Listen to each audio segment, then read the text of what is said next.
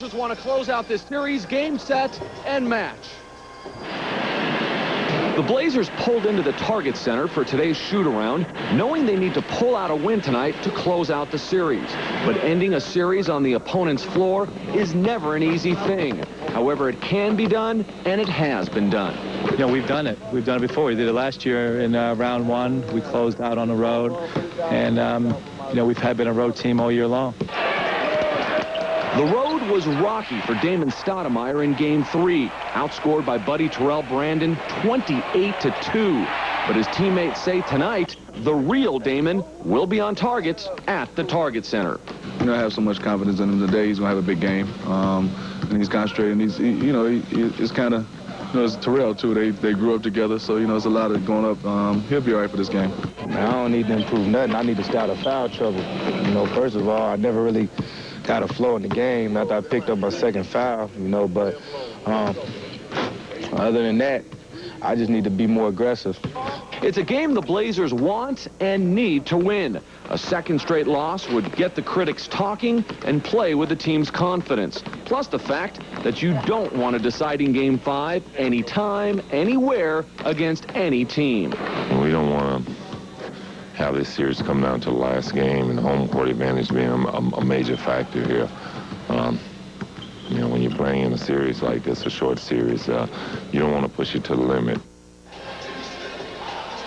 We are joined now by Crunch, the mascot. Get out of here. I've been telling you all. Hey, the Blazers, all right, enough of you. I've had enough of you all week long.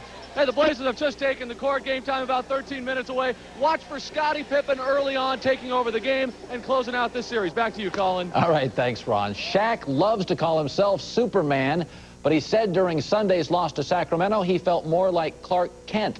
Lakers coach Phil Jackson responds. You know, he felt like his kryptonite was sitting in his jockstrap rather than, you know, on Pluto or wherever he'd like it to be, and he felt like he was energy deprived in the fourth quarter. More than we all need to know.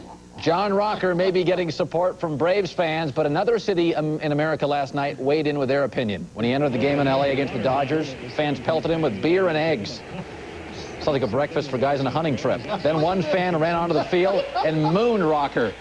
Chipper Jones said it was the funniest thing he ever saw. John Rocker was amused, too. Got the last laugh. Struck out the Dodger there and won the game. At the new Pac-Bell ballpark in San Francisco, Barry Bonds became the first player to hit a ball into the bay. And once he did, it was a race for the memorabilia. Joseph Vignone, in his powered raft, raced over and got number one. Look at him just scooping that thing up like a runaway fish. Bump from behind. Oh, yeah. They got it, though. That guy was a former member of the grounds crew in the old Candlestick Park. He didn't get a job in the new one, but he got a ball. It'll pay for 12 years. Thanks, Colin. We'll be right back.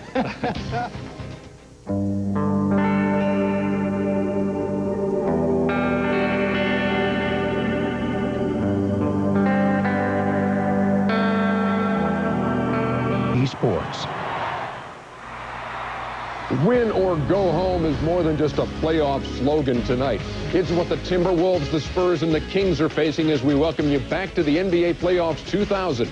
Ernie Johnson in Atlanta. We already know there's going to be at least one Game 5 in the first round, and that will be Thursday night. The Bucks and the Pacers at Indiana. The rest of the East is already set. None of the West is, but a few issues could be settled tonight. Just moments from now, here on TNT, Kevin Garnett, with 2 triple-doubles in the series, will try to keep Minnesota alive against Portland. We'll follow that up with Game 4 of the Kings-Lakers series. Shaq and company lost Game 3 when the Kings outscored them 33-20 in the fourth.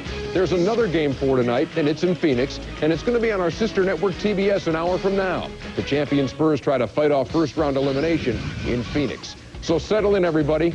Grab the clicker and get set for more of the NBA Playoffs 2000. Let's get to the Target Center and Marv Albert. All right, Ernie. Ernie, thank you. A sellout crowd of better than 19,000 turning out here at the Target Center. Minneapolis looking to provide another emotional lift for the Timberwolves, who are hoping to extend this best-of-5 playoff series to a final game in Portland on Thursday night. The Trailblazers looking to recapture what took place over the first 2 games and close it out this evening to advance to the conference semifinals. That is the setting as we welcome you to the Twin Cities. Hi, everybody. I'm Marv Albert along with the Czar. Mike Fratello will be joined in a moment by Cheryl Miller. Well, Czar, this past Sunday afternoon here in Minneapolis with the crowd going at a fever pitch. Game 3 was won by Minnesota. They came out sizzling. They shot 54% from the field, and it was the combination of Kevin Garnett and Terrell Brandon who got the T-Wolves back into this series. Mark, there's no question that Kevin Garnett is the spiritual and emotional leader of this Minnesota team, as well as being normally their big scorer and best defensive player. And he's got very impressive numbers after the first game, as we see him averaging over 19 points a game, 11 rebounds in over 43 minutes. But the guy who has really stepped his game up in these 3 playoff games thus far is Terrell Brandon. Brandon leads the team in minutes, leads them in scoring, almost 22 points while shooting 53%, and leads them in assists, 30 assists and only 6 turnovers. A cute little wrinkle by Coach Flip Saunders to help Brandon out.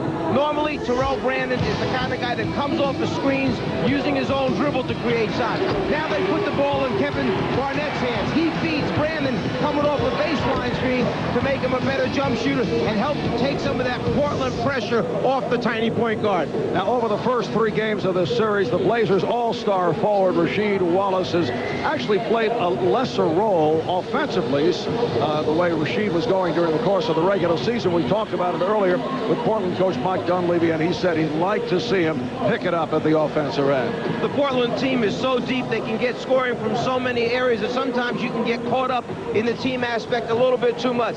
Not like Rasheed's numbers aren't impressive thus far for what he's done in the playoff games. Whenever you have a guy averaging over 41 minutes, getting you 13 points, shooting over 52%, I think the key statistic is only 10 field goal attempts per game.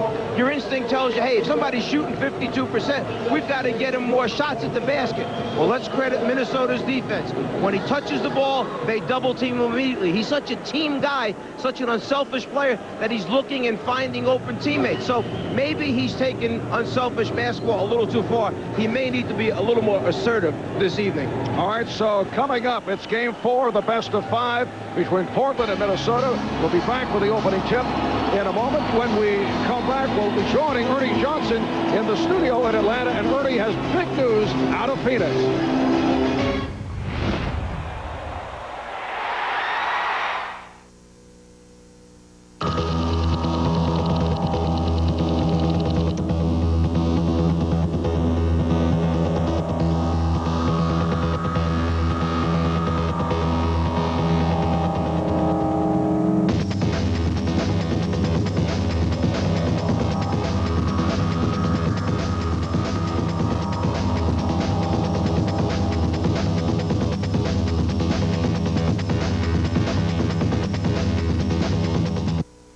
I think that everyone is looking for a purpose in life. First thing off, I want an education. I want to learn something new, something important.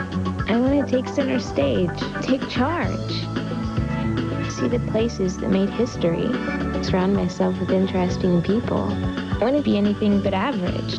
I want to learn more about computers, start a career. The bottom line is, I just want to make a difference. You have plans. Let the Air Force help you get them off the ground. Challenges are a good thing. Look what we got here. How you folks doing? Okay, sir, what we're going to do is an intoxication test. Shoulder width apart, spread your arms out, lean your head back, and touch your nose. And touch your nose. Live instant replay. And touch your nose. It's mostly for sports. Mostly. Officer Lund, I think we got it. Some televisions have all the fun. Replay TV. Happy, Daddy. Is that beautiful? He's so handsome. He is beautiful. Who should we send it to first? Oh, Michael and Claire. 800 megahertz computer. Oh. They're gonna love him. Bye-bye. Oh, Michael. Yeah. We have an email from Amy and Roger. I bet it's a picture of their baby. MSN Internet access. What a cute little baby, don't you think? Michael. And a digital camera for exceptionally vivid images. Turn on the fun, Best Buy. All right, the Blazers and the Timberwolves ready to run at the Target Center in a game that will either send the Blazers into the conference semis or send them to Portland for Game 5 on Thursday. Ernie Johnson back at you from Studio A. That's Game 1 of our doubleheader. Game 2 is in Sacramento. The Lakers up 2-1 on the Kings. Meantime, less than an hour from now, 9 o'clock in the East on TBS in Phoenix, the Suns will try to put away the champion Spurs. Tim Duncan won't play, but the Suns' Jason Kidd will. He has had to watch the series from the bench while his broken left ankle heals. He missed the last 9 games of the regular season, but the word from Phoenix is that he will start tonight. So Jason Kidd in the starting lineup for Phoenix. That's the Spurs and the Suns playing tonight on TBS at 9 o'clock, featuring Rodney Rogers, the 6th Man of the Year award winner in the NBA. Lakers and Kings later tonight on TNT as Shaq and company try to close out Sacramento. But coming up next here on TNT, the Portland Trail Blazers and Scottie Pippen trying to close out the Minnesota Timberwolves and Kevin Garnett, who's had 2 triple-doubles in the series. Enjoy it, folks.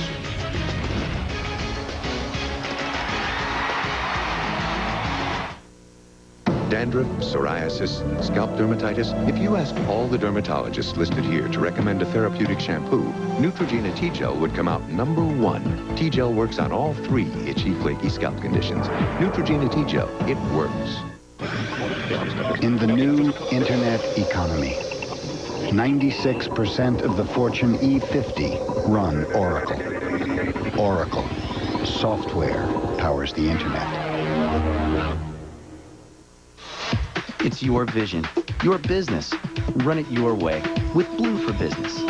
In my business, I buy online one day, offline the next. With Blue, you save either way. Walk-in traffic I've got. Web traffic I need. We can make the web work for you.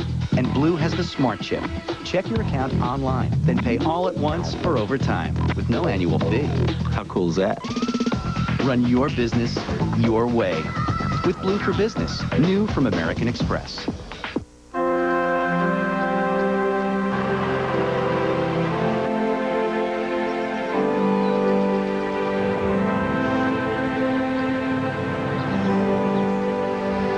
What are you thinking, Arnie? Vigoro. Arnold Palmer's Bay Hill Club uses the high-performance technology of Ultra Vigoro lawn fertilizer. It greens in 72 hours and lasts up to 3 months. If it's good enough for Arnie's lawn, just imagine what it will do for yours. Buy it at the Home Depot.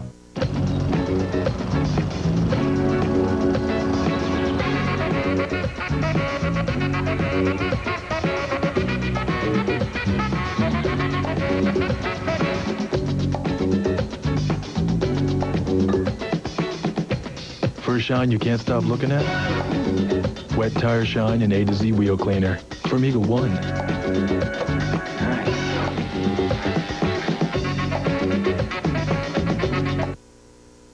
NBA Playoffs 2000 on TNT, brought to you by Bud Light. For the great taste that won't fill you up and never let you down, make it a Bud Light. By Eagle One Car Appearance Products, for the look you dream about.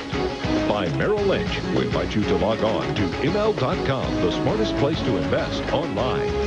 And by the Home Depot, America's home improvement coach.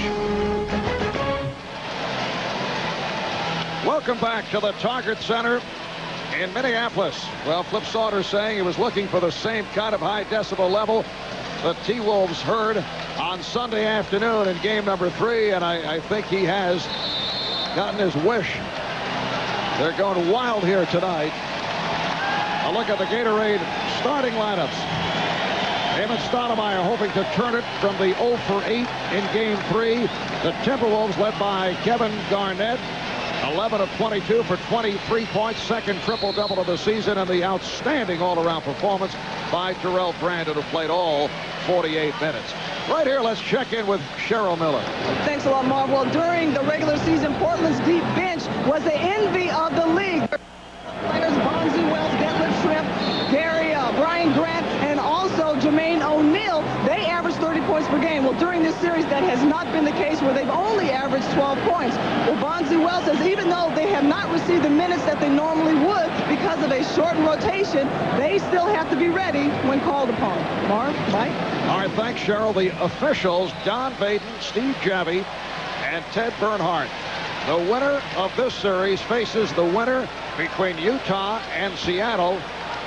And the Jazz and Sonics will play game number 4 tomorrow night in Seattle, Utah, up 2 games to 1. They are on their feet for the opening tip.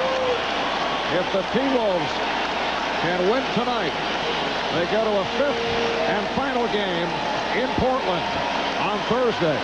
Keep in mind, Portland has lost 3 in a row, only 1 time this season. Well, I think Minnesota is going into this game with a lot of confidence. In their 2 losses, they came out of it feeling really good about themselves. It's interesting. You can lose, but know that you were right there. You did things the right way. Perhaps a couple of shots didn't fall. You may have missed a couple of free throws, but you get that good feeling. Then they come back home with the support of the crowd. They get a big win here. We'll see what happens early on. Here's Wally Szczerbiak trying to get into it offensively. He has been occupied at the defensive end over the first 3 games. Brandon for Garnett. And Steve Smith with the rebound. You saw a lot of attention being paid to Terrell Brandon early on as he had the ball, came off the screen. They were all over him not to give him a clean, quick look in the game. Garnett opening up against Wallace. Brandon playing Stoudemire, and well, there it is. His first field goal. That has to feel good. His first field goal in 2 games. Well, the other side of it is, besides being shut out from the floor last game, it has to make Stoudemire feel good because he's putting more pressure on Brandon at the defensive end of the floor. Idea is to make him work. And to make matters worse for Damon Stoudemire, fouled out in game 3. Here comes Pippen. Scottie Pippen, a little hesitation move. We heard Mike Dunleavy tell us prior to the game, whichever team can create the right tempo tonight will probably win. You can see the tempo they want right away. In, up quick, take advantage of transition.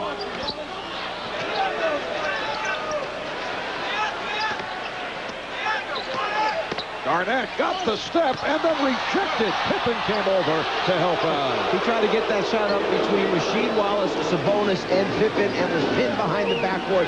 Tough one right there. Scottie Pippen came out, hit a couple of threes in the first half. In game 3, did not get into it offensively. Missed 2 layups, wide open layups. Sabonis, yes. And the Blazers have come out with a 6-0 lead. They've hit their first 3 shots. That's because Nesterovic had to go back into the lane to protect the basket when Stoudemire went past Brandon. That allowed Sabonis to step out and face up. Szczerbiak. Sabonis trying to get to him on a switch, but was not in time. He's not going to be able to get out near the 3-point line as far as rotations go. Portland with the ball and a 6-2 lead. Stoudemire, very candid about the game he had the other day. He said he stunk, and he said it will not happen again. He had a little switch. Yeah, I'm sorry, a little switch there defensively that time by Portland, and what Minnesota did was immediately come around and try to get on the top side, real high side of the postman, resulting turnover. I'm sorry, I'm so excited right now. I can tell. Malik Sealy. So the Blazers with a 6-4 advantage. Pippen stripped. Sealy got a piece of it. Malik Sealy did a nice job the other day against Scottie Pippen. They've cross-matched here, Minnesota defensively. Sealy on Pippen. They feel that Pippen is a little too quick, a little too smart right now for Szczerbiak. Meanwhile, Szczerbiak can play Smith's post-up better. Beautiful setup as Brandon got it to Nesterovic. Roshan Nesterovic, not a guy who put a lot of points on the board, but he's done a good job at the defensive end and done a nice job against Arvydas Sabonis. So the game tied at 6. Here's Wallace. The tip by Sabonis. The Blazers with an 8-6 lead to end the 6-0 run by Portland. Brandon using the pick and unleashes. Brown wanted a foul. as Wallace made contact with Garnett. Stoudemire hit by Brandon. How about Terrell Brandon the other day? Goes 48 minutes, just one turnover. That was it. Well, he has always been at the top of the league in assist-turnover ratio, and as I mentioned in our open tonight, he had 30 assists going into this game, but only 6 turnovers in the 3 playoff games. 4 minutes gone by in the first quarter. Smith rejected. Stoyanovich got a piece of it. Serbiak on the pull-up. Yes. The rookie out of Miami of Ohio, Wally Serbiak with a second field goal, and the game is tied at 8. When you talk about determination, he knew that he chased the ball down, dribbled at the length of the court. He was getting that shot up, regardless of his ceiling wide open in the right-hand corner. Brandon takes it to the rim. Brandon on the recovery and a foul. Foul committed by Smith, his first. I think Cliff Saunders wants to see his team go up and down here in the beginning of the first quarter. Normally, this is a team that gets to the second, third, fourth option. That's when they play their best, executing their half-court sets. But he knows the crowd is behind him. They're so emotional coming out after the last win. He's going to let him go for a while here. Blazers and T-Wolves are tied at 8. Sealy. And the block by Sabonis. Here's Brandon. He's fouled. It counts. And the foul.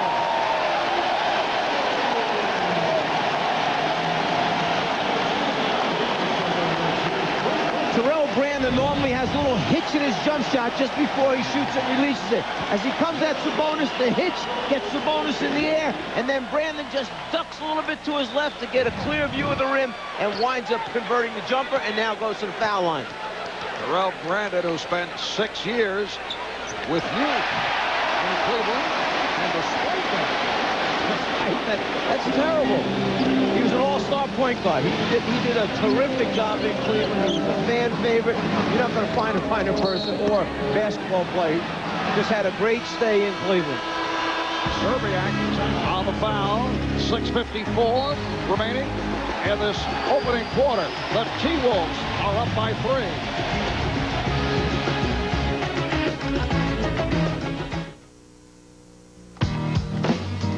Hey, grab me a Bud Light. Oh, no! Would you look at that? There's only one left. Really? Sorry, buddy. What are you doing? You all done? Oh, yeah. With a great taste that won't fill you up and never let you down. I've got an idea. Make it a Bud Light. And good morning. Here's the news from Wall Street. Our global securities group reports of some concern in the equity market. If global monetary policy tightens enough to spark a rally in bonds, we're predicting the market could broaden away from investors' recent TMT favorites. The investment story in Asia appears to be changing for the better. An important part of that trend is the rapid financial and technological transformation that is taking place in Japan. In the U.S., we at Merrill Lynch expect continued strong... ML.com, the smartest place to invest online. Teresa Weatherspoon at the buzzer at 3.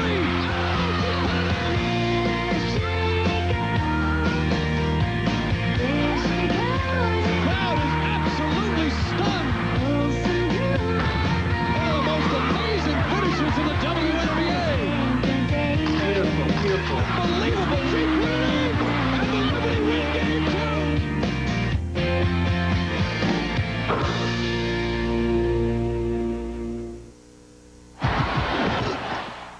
I know that Damon is going to try to come back and redeem himself, and Portland guys are competitive. So I know that I have my hands cut out for me, but, you know, just like the series, Damon and I haven't gotten caught up in the matchup all year or naturally this series, but we're making history with 2 players from Northeast Portland going at it for a playoff series. I think we're more concentrating on that and representing our neighborhood than naturally going against each other. Yes, that's an all Portland matchup. Terrell Brandon Damon Stoudemire. Mike, the T-Wolves opened the season at 7-13 and then turned it around. But when things were going badly at the time, there were many people who looked at Terrell Brandon as a problem. There's trade speculation. Now he is considered part of the solution. Let's face it was tough coming in here following Stephon Marbury. Marbury is a sensational player as Scottie Pippen turns the corner and finishes it off. Marbury is a sensational player. I think the people here saw Garnett and Marbury as the two cornerstones for many, many years of success here for the franchise. Brandon comes in. He's kind of a foreigner here to what's going on. They get off to a bad start, and immediately the easy thing to do is blame him. He cannot be Stephon Marbury. They're completely different people, different type of basketball players. They're both great basketball players. They both helped their teams win games, as they eventually found out about Terrell. Timberwolves with a 1-point lead as we hit the halfway mark of this first quarter. Good play by Garnett in fronting, keeping it away from Wallace. Sealy not able to hit. Pippen thought he was fouled. Here's Nastarovic, and he is fouled. Foul committed by Rasheed Wallace. That is his first. Kevin Garnett is not going to allow Rasheed Wallace to catch the ball down the low post there. Watch right here as Wallace eventually flashes in there. You're going to see Garnett come around from behind, get in front, steal the lob over the top. Front to low post. Don't allow him to get touches in there. Rusho Nastarovic, just a 57% free throw shooter. 23 years old from Slovenia. First-round pick last year, but played in Italy, leading his team to the Euro League final. Appeared in the Wolves' final couple of games of the regular season, then played in 3 playoff games. More of a finesse player, very quick, and thus has provided some problems for Sabonis. Stoudemire set it up for Sabonis. Oh, look out. Collision between Sealy and Wallace, nothing called. Garnett. Now Sealy. Garnett kept it alive. Here's Sealy. And a bad pass. Stoudemire with Pippen. Damon Stoudemire. That ties the game at 12. Mike Dunleavy had mentioned to us prior to the game, we must make the easy shots near the basket. We missed probably 5 or 6 of them last game. The lob pass to Sabonis. Those are the kinds of things he's talking about. Catch him, finish him off, make your layups inside. Illegal defense called for the first time against the Blazers.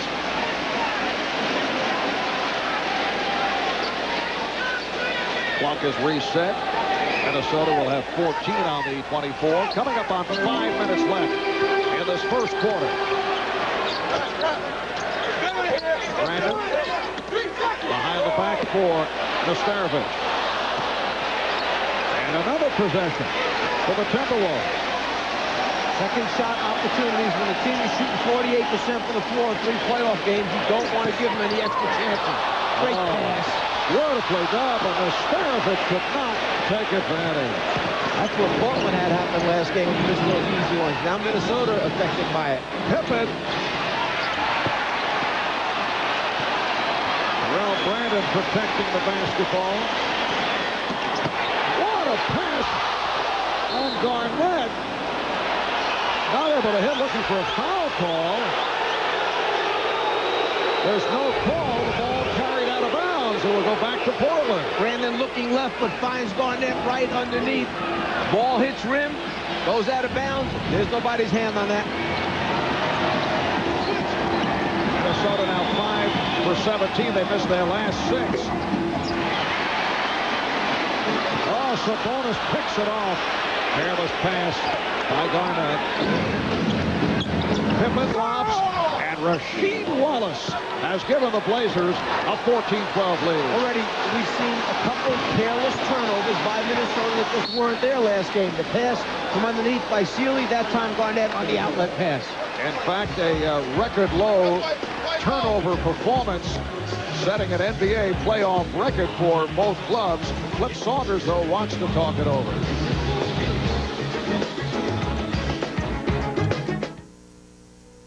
CNN Sports Illustrated, the sports network. Invest online. It's found in the healing power of laughter, in the comfort of understanding, The joy of a happy ending. It's the promise of giving, the hope in a child's eyes, the security of a mother's arms. It's a gentle touch, a warm smile, an encouraging voice. It's our enduring belief in the human spirit and the little things that matter. Ah, the Northwest. Fresh air, the great outdoors. The place for adventure. And your Toyota dealer can lead you to it with the powerful, gutsy Toyota trucks. Like the full-size Tundra, the tough Tacoma 4x4, or all-new Stepside.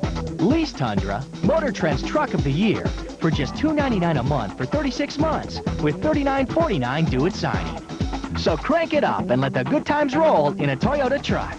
Just see your Toyota dealer today. We're leading the way.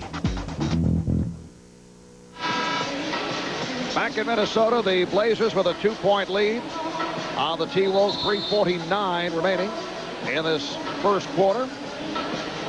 A look at the Western Conference brackets. Lakers and Sacramento coming up as the second of our doubleheader here on TNT. Sacramento hoping to extend the series with a victory at home. And San Antonio and Phoenix on TBS. The Phoenix Suns up 2-1.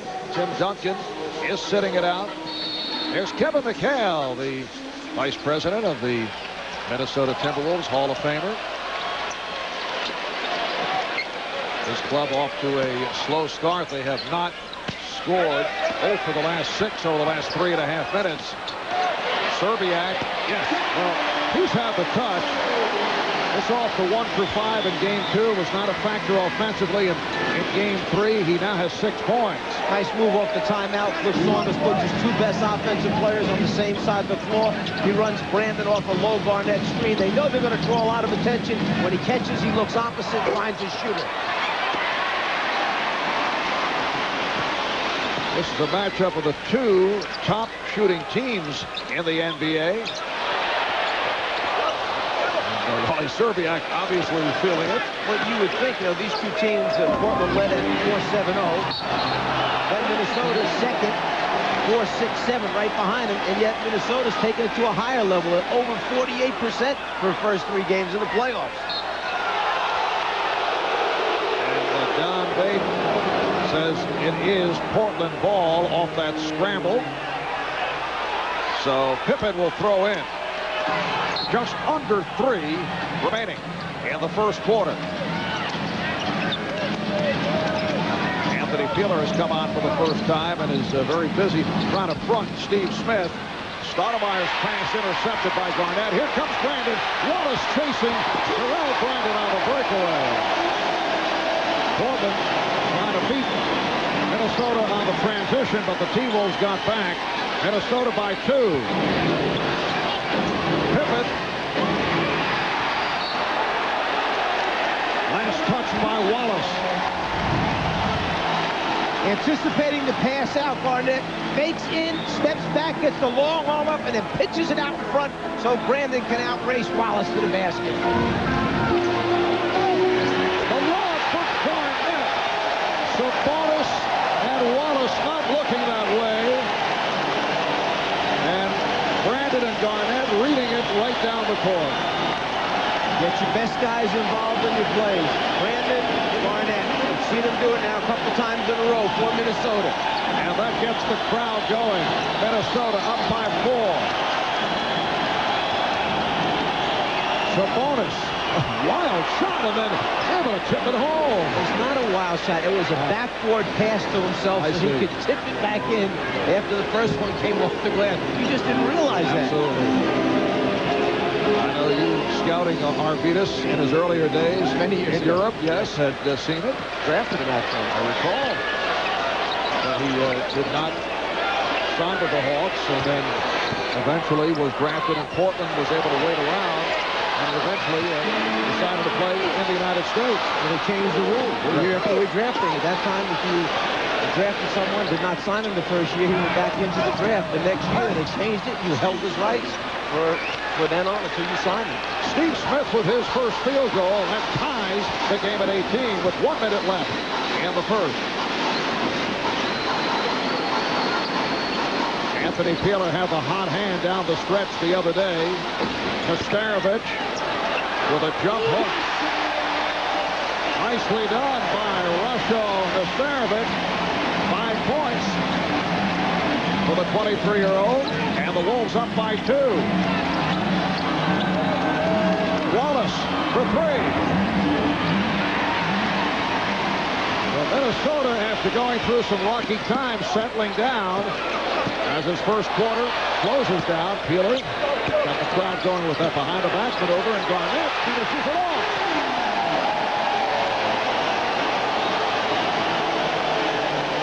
You know, Mark, Nesterovic has shown so much growth just in a season. Now, granted, an NBA season is almost 3 full college seasons. But it goes to show you, when you get games under your belt to experience how you can develop as a player, as Stoudemire misses the elbow jumper right there. But he has really come on during the course of this year, playing with so much more confidence. And this first quarter comes to a close. The T-Wolves with a 4-point lead on the Blazers. Nesterovic, 5 points and 5 rebounds. Back with the second in a moment.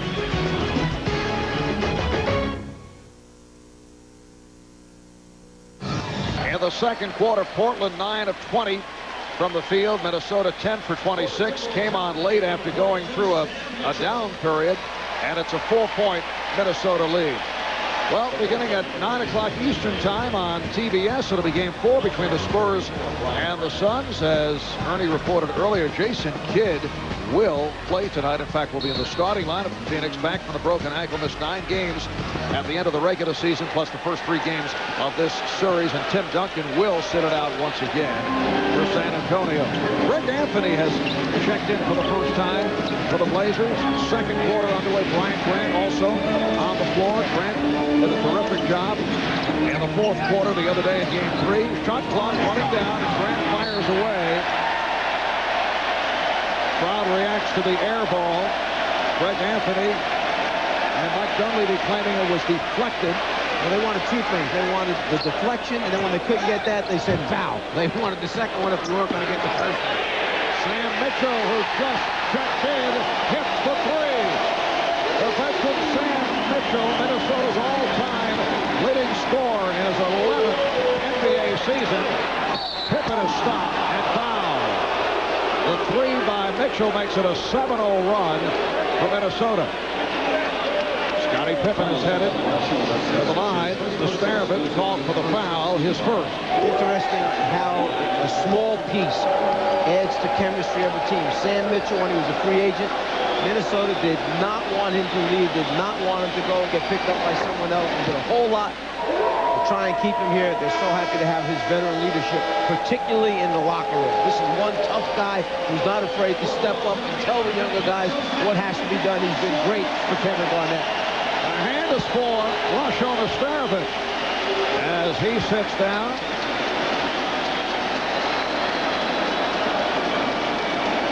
Joe Smith has checked in. Anthony Peeler able to save it, so Brandon and Peeler in the backcourt. Garnett with Smith and Mitchell up front. Joe Smith still bothered by that hyperextended right knee. The injury aggravated the game on Sunday. Brandon.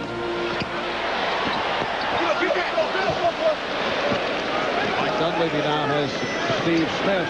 Greg Anthony in the backcourt. Another bad pass, and a nice play by Garnett, able to reach for that interception. It's almost not like it's a bad pass if it's Kevin Garnett. His arms are so long that it's a different situation. He suddenly reaches out and snatches it. He does distort things, yes. However, Timberwolves give it right back on a turnover. A minute and a half gone by in the second. Marv Albert, Rick Lazar, Mike Fratello, along with Cheryl Miller. Rasheed Wallace cannot get to that lead pass. Picked off by Pippen. Smith from downtown. Wallace. And a foul. Basket won't count. Wallace heads to the line. A little different story in the turnover department as compared to what took place on Sunday, where these two clubs set a playoff record. Fewest combined turnovers, only 13-6 for Portland, 7 by Minnesota. Wallace to the line. At this point, Portland with 6 turnovers, and Minnesota with 4.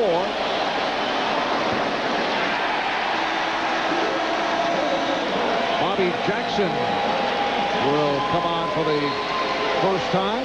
And Terrell Brandon will finally sit down. He played all 48 minutes in Game 3. Gets a rest right here. I saw Flip Saunders when the quarter ended walk out, meet Brandon on the floor, say, how do you feel? Do you want to come out now, take your blow, or stay on for a while? Brandon said, I'm fine. You could see him talking to his coach. So he left him out to start the second quarter. 2 minutes later now, he'll give him his rest. When Terrell Brandon was injured during the regular season, it was Bobby Jackson who came on and played at point guard, but he's not a true point guard. He's a guy who looks for the shot first. Interestingly, when he did come on when Brandon was injured, he played very well. The team played very well. And then when he went back to the bench, when Brandon came back to his regular spot, he kind of disappeared for a while. Couldn't get himself back into it. And as a result, Flip Saunders put him on the bench, didn't play him. Avery moved ahead of him, and he was down for a while, but not completely out. Stacey Augmon making his first appearance of the night. Mike Dunleavy going further into the rotation was called for that reach-in foul. A timeout has been called. We'll be back in a moment.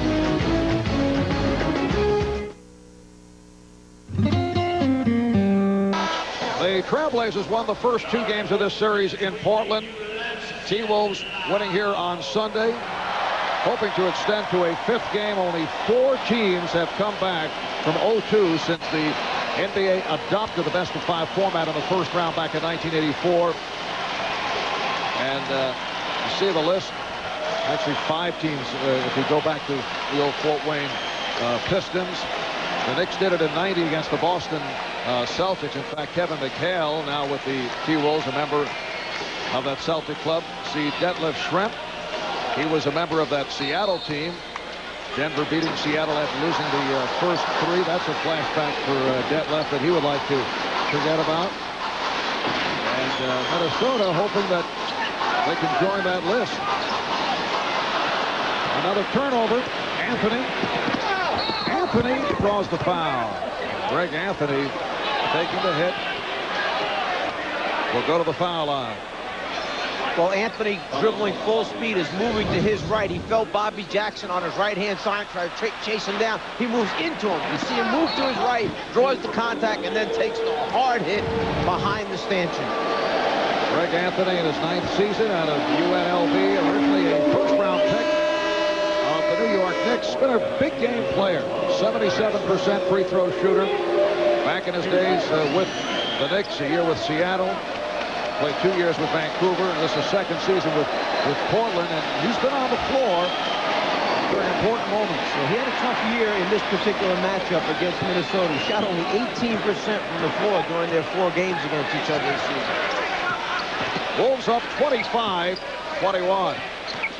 Jackson now at the point guard. Jackson and Peeler in the backcourt. Here's Peeler. Oh, very friendly rim.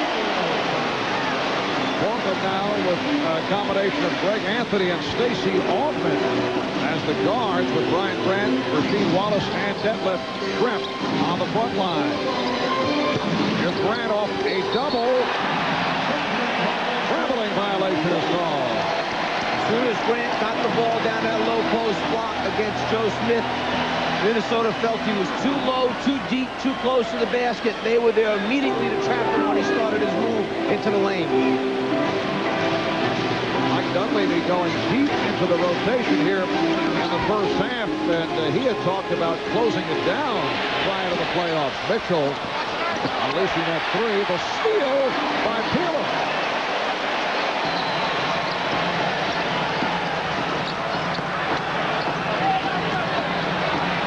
Pulling it back against Augmon. Jackson, yes. No question about Bobby Jackson's offense. He's given the Wolves a 29-21 lead. It's their biggest lead of the night. of confidence there for Bobby Jackson. He did not play in the last game because Terrell Brandon went all 48 minutes. Here he is now making a big jump shot for him. Back comes Jackson. Blazers able to get back. Garnett for three. Yes!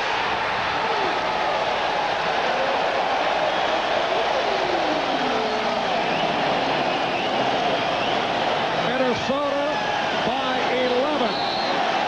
The Blazers will talk it over. Kevin Garnett, 2 3-pointers in this series. He's made them both.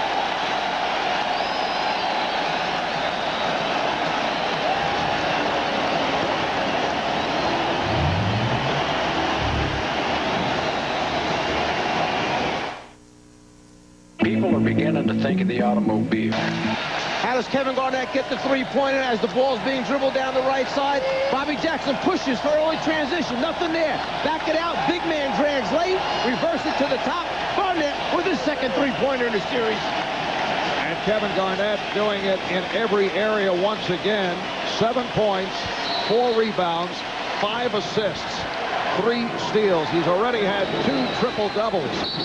In games 1 and game 3, he had only 2 in 5 years during the regular season in the NBA. Anthony Peeler called for the foul. 7:46 remaining in the first half, and the Timberwolves have their biggest lead of the night. They're up 32-21. Flip Saunders staying with this unit that's played well.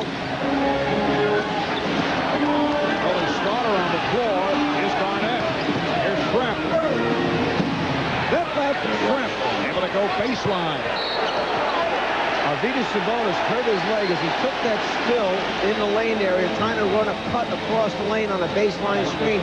Went down, grabbed his leg immediately. You have a small man screening for a big man, and here Sabonis gets tangled up.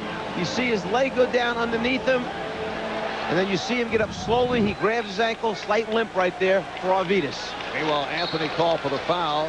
Arvydas Sabonis has made it back from a severely sprained right foot that sidelined him for a while. Minnesota up by 9.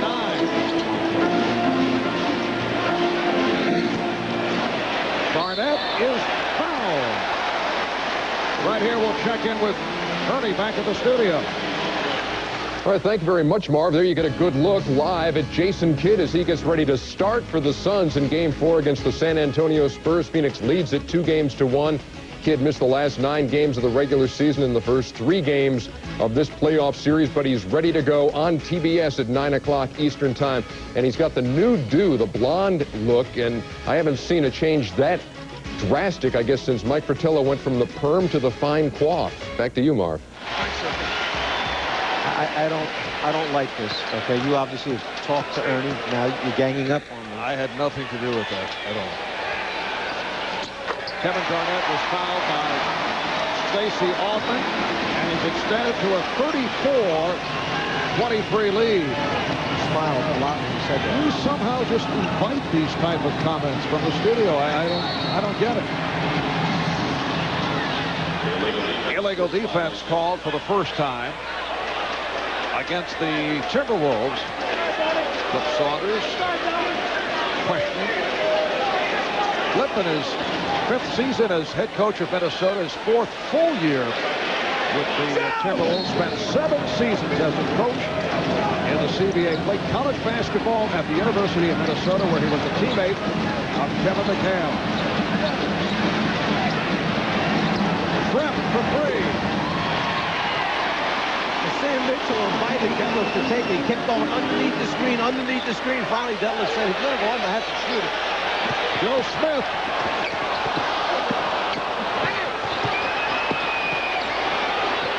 Garnett on the loose ball. And then deflected. Last touch by the Blazers. And Minnesota has been on every loose ball here in the second quarter. As this unit has done a terrific job. Now Terrell Brandon has come on, replacing Bobby Jackson. Those lots of big defensive plays that they've made, which are allowing them, even though they have a high number of turnovers for this team, it's allowed them to get their scores eventually at the offensive end, as we see there. Hustle plays get you the ball back again. Brandon has 7 points. Minnesota by 13. The call against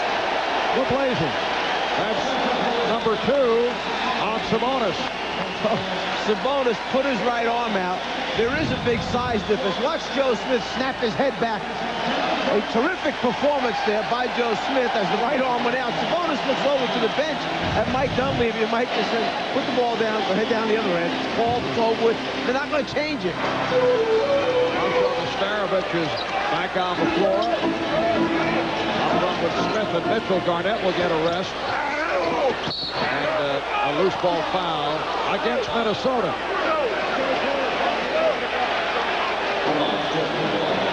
Now, apparently it was just deflected out of bounds. Last touch by Smith. No foul call. Damon Stoudemire back on the floor. Portland with 5 turnovers the last 5 minutes. Grant getting possession. Basket does not count, and a foul. Don Smith. Brian Grant gives this team so much energy and was a spark down the stretch in Game 3. Played 27 minutes, came off the bench, gave the Blazers a lift, 11 points, 7 rebounds, all 11 in the second half. Coming up next, the second of our doubleheader. It'll be Game 4 between the Lakers and the Kings. From Sacramento, Lakers trying to wrap it. Kings hoping to send it back to L.A. Tied at 2. Well, Grant missing on both.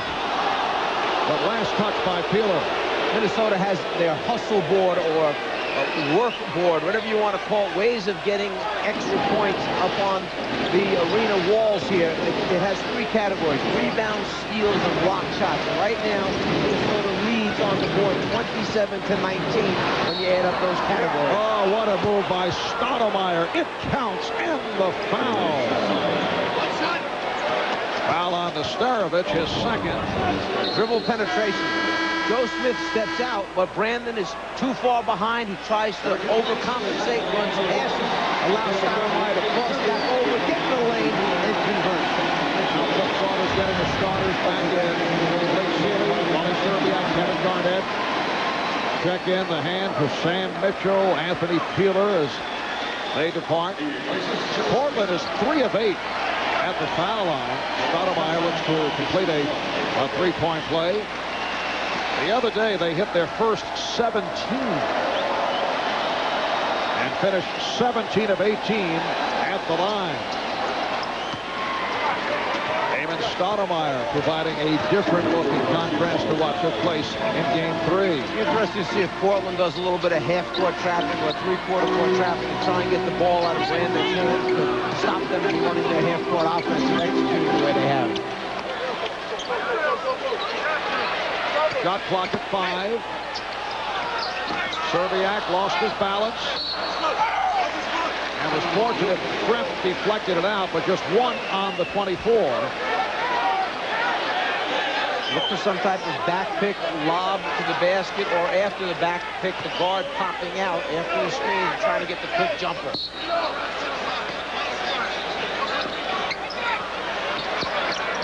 Just could beat the 5-second count, and it's a 24-second violation.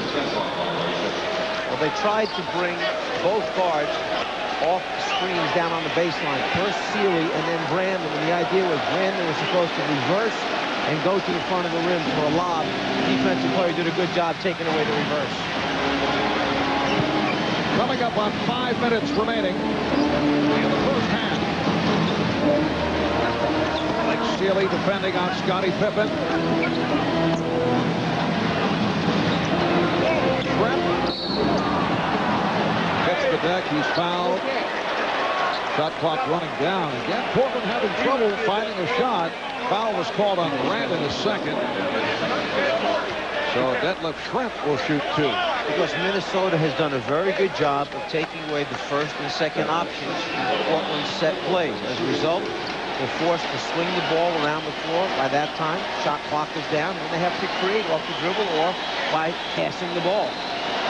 Detlef, an 83% free throw shooter. In his 15th NBA season, see Joe Smith checking out. And he had to sit out a couple of days of practice to take part of the shoot-around. earlier today. Has that hyper-extended right knee. Timberwolves 36, Trailblazers 28. 4:45 remaining first half. Serbiak behind the back, challenging Trent. Stoudemire pushing it down. Here comes Pippen. Oh, he blows the stop. A save by Schrempf. They have the new shot clock working. Sabonis. Schrempf. Offensive foul. Remember what Mike Dunleavy said, we have to make the easy baskets. That's another one at the rim that they did not convert. Sabonis fakes from behind the three-point line and then sees the wide open lane. Sealy steps up, takes the charge. That's number 3 on Arvydas Sabonis, who's headed to the bench. Had a very tough first half. Looked like he hurt his leg earlier. And now sits down with 3. He had 8 big rebounds while he was out on the floor for them, because they've been beaten pretty well off the glass, Portland, down 20-15 in rebounds. The call away from the ball as Grant got involved with Nesterovic. Brian Grant called for the foul. Foul number 4 on the Blazers. Arvydas Sabonis out of Lithuania. We get a whistle on the inbound pass. Foul on Pippen, his first. So the Blazers now over the foul limit. Garnett to the foul line.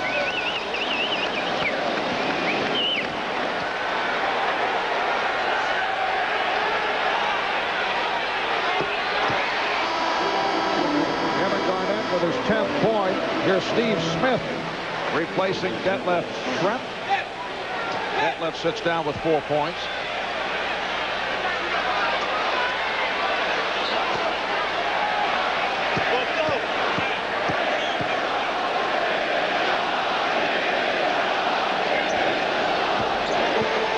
Minnesota has a 10-point lead. Portland Trailblazers went 59-23 during the regular season, second best record in the NBA. Only the Lakers were better. So much talk about that meeting in Portland on February 29th, won by the Lakers. And after that, as Rasheed Wallace knocks it down, at the time both teams were 45-11. After that loss, the Lakers continued to surge. The Blazers finished at 14-12 the rest of the way. A dramatic run. Well, the stretch run wasn't exactly like the beginning of the season started out, but it's not like they had a terrible year. Obviously, the game did have some type of effect on them. They didn't fully recover from it. They also had their problems at home. Scottie Pippen able to hit after the loss to the Lakers. And it may have been also, not that it's an excuse, but they had nothing to play for. They realized they were locked into a slot, and that was it. Nesterovic with the room. Just under 3 remaining in the first half. The Timberwolves up by 6. They've led by as many as 13 points. Stoudemire off the dribble. Grant in deep. Job by Minnesota holding their ground, not letting Grant move him away as he ducked in, and then taking advantage of their transition opportunity as Sealy hits the jumper. Minnesota up by 8.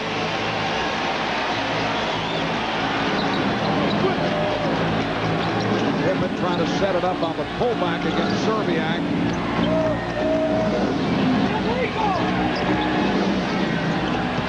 Grant from Smith. And a foul.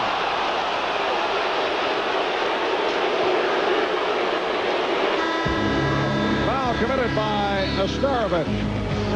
So when we come back, Portland will head back to the free throw line.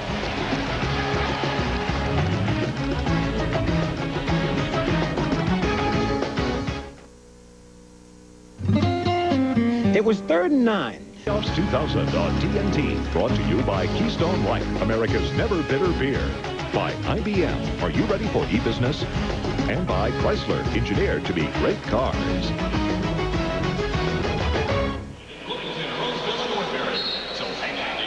Saturday night on TNT, starting at 8 p.m. In a town where things aren't quite right, it takes a real expert to track down what's gone wrong.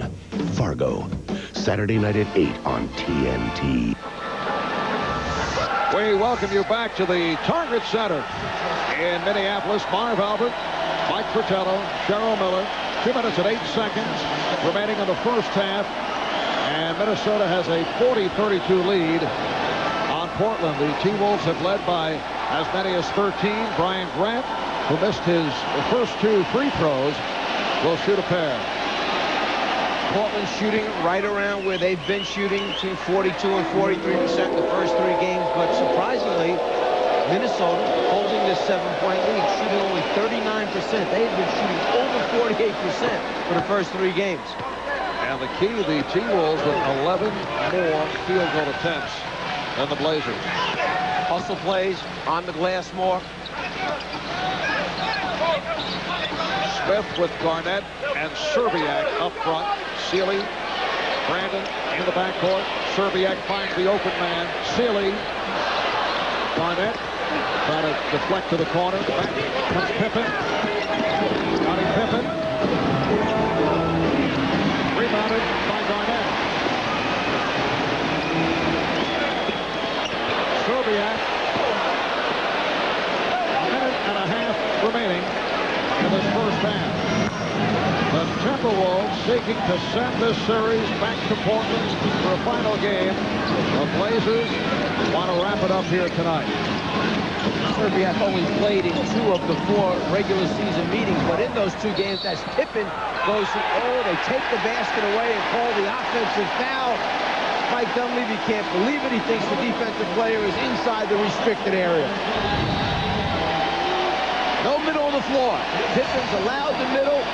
There we see Joe Smith, who is the leader on this team as far as taking charges, does it again. Joe Smith goes 6'10", about 220 pounds, but his teammates affectionately call him the Beast as an amazing threshold of pain. Very tough guy. And at times has had to contend with Arvydas Sabonis. I'll go back for a second. I was talking about Serbiak in the 2 games. He shot over 68% on average, 21 points during the regular season against Portland. Missing wide open shots here right now. 40 seconds left of the half. Anthony Peeler had the shot, but he hesitated, and Scottie Pippen was able to recapture defensive position. Last touch by Minnesota. Yeah, great hustle play by Pippen to close down on Peeler before he could get the shot off. Half-minute left in this first half, and a reminder coming up on the AT&T halftime report. Ernie Johnson, Kenny Smith, Peter Vesey, and Darrell Walker will have first half analysis, a look at the Spurs and the Suns, and a preview of the Lakers and the Kings.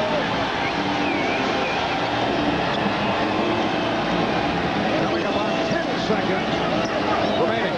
First half. Here's Stoudemire. Yes. Damon Stoudemire turning it from the 0 for 8. He has 9 points. The Blazers with his 4. Final seconds of the half. The 3. Won't count. Joe Smith had the open 3, and then it was put home on the rebound, but came after the buzzer, so that's the end of the first half. And the Blazers upset with the officiating. Scottie Pippen is standing over at the far side, waiting for the officials to come across. Did not like that call a moment ago where he was hit with the charge and now being guided in the direction of the locker room. Meanwhile, we'll check in with Cheryl and Terrell Brandon. Terrell, in the first half, you guys didn't necessarily shoot the ball very well, but you got all the hustle plays in the first half. Yeah, we was rushing some shots. I know I rushed 3 or 4 shots at the end, and we just had to be patient, but we got a lot of hustle points. Joe Smith charged at the end. That was great for us. Terrell, what type of effort will it take to tie up the series in the second half? Well, the same effort. You know, we have a lot of class, and we try to be professional, go out and not disrespect each other, but go out there and play hard. And so we're going to do what we do all year, and just play hard and have fun. Good luck in the second half. Let's go back to you, Marvin Mike. All right, thank you, Cheryl. The high point man, Kevin Garnett, with 11, along with 6 rebounds. Damon Stoudemire leading the Blazers with 9 points. So the score at the half, the Wolves 40, the Blazers 36. And a moment, Ernie Johnson with the AT&T halftime report. NBA Inside Stuff magazine on newsstands now.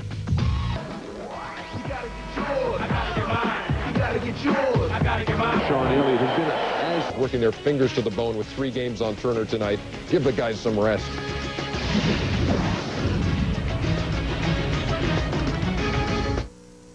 Fourth live look at Arco Arena. That's site of Game 4 between the Lakers and the Kings. And there's Kenny's newest best friend, Nick Anderson. He and the Kings taking on Rick Fox, the new daddy, and the Lakers later tonight here on TNT. Tomorrow night, we've got a single game. The Utah Jazz taking on Gary Payton and the Sonics. That's at 9 o'clock Eastern Time. 8 o'clock, join us. We've got an hour pregame show. Lots of stuff for you to say in that time, Pete. At the break, it's 40-36. Minnesota with the lead over Portland. The AT&T Halftime Report was brought to you by AT&T. It's all within your reach.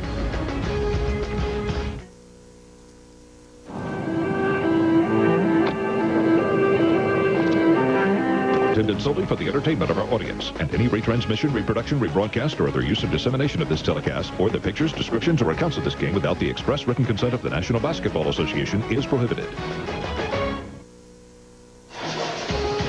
Back to the Target Center, Minneapolis. Marv Albert, Mike Fratello, Cheryl Miller. Timberwolves have a 40-36 lead over the Trailblazers as we head to the second half. So up by 4. They led by as many as 13. Good run by the Blazers in the final couple of minutes. A 13-4 onslaught that got them back into it. You look back at the first half.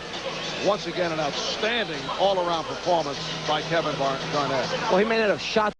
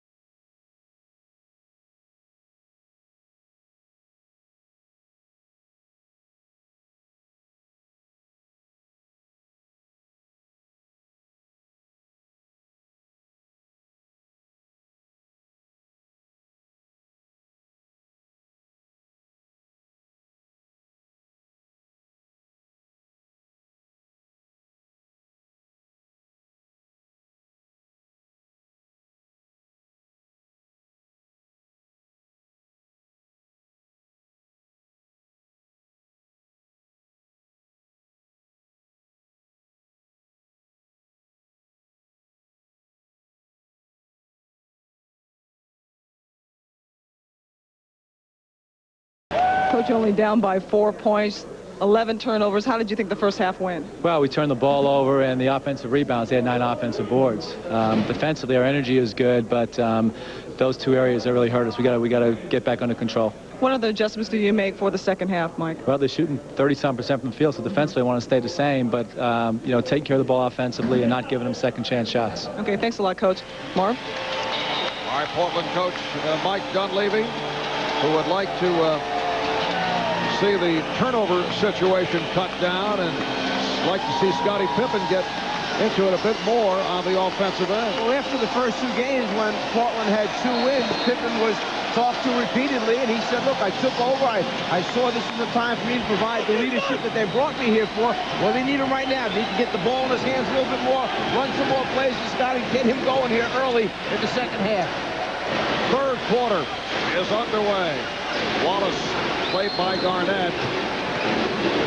Rasheed Wallace with a spectacular move. Going glass, following the spin, and it brings Portland within 2. Another guy who you could make a point for as far as getting him the ball more in the low post area. Wallace only 4 field goal attempts in the first half.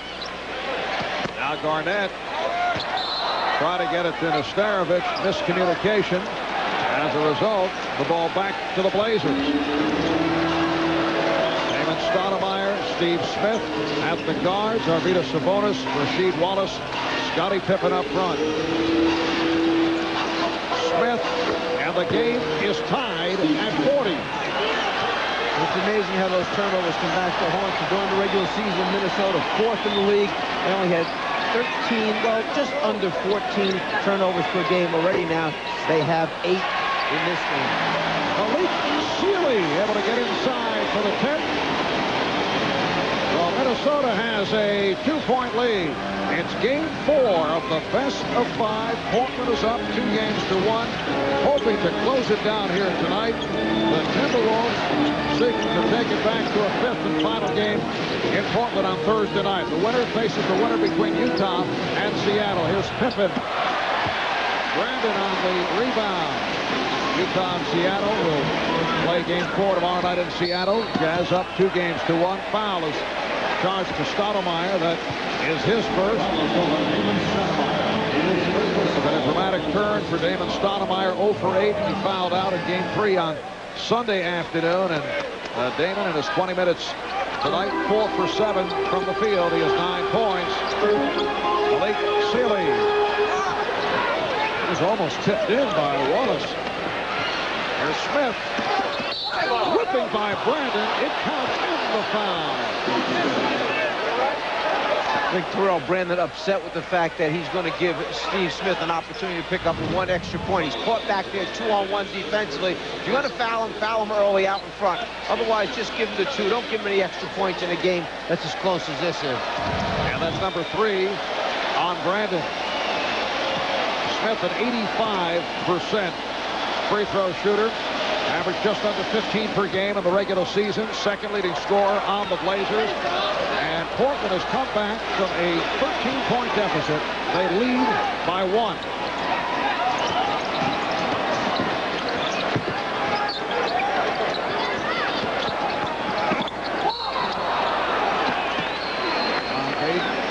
With the call. That's the 3rd on Pippen. And Brandon did a nice job of carrying out the act. He knew there was enough contact there to warrant a foul. The whistle wasn't blown immediately, so by stumbling and falling, Terrell basically forced the official into blowing the whistle. Garnett. Offensive foul on Sealy. Scottie Pippen smiling right now because he guessed right that time. He anticipated the fact that Sealy was going to fake shot and go to his right. Pippen jumped to the spot where he thought Sealy was going to be. Pippen was there waiting.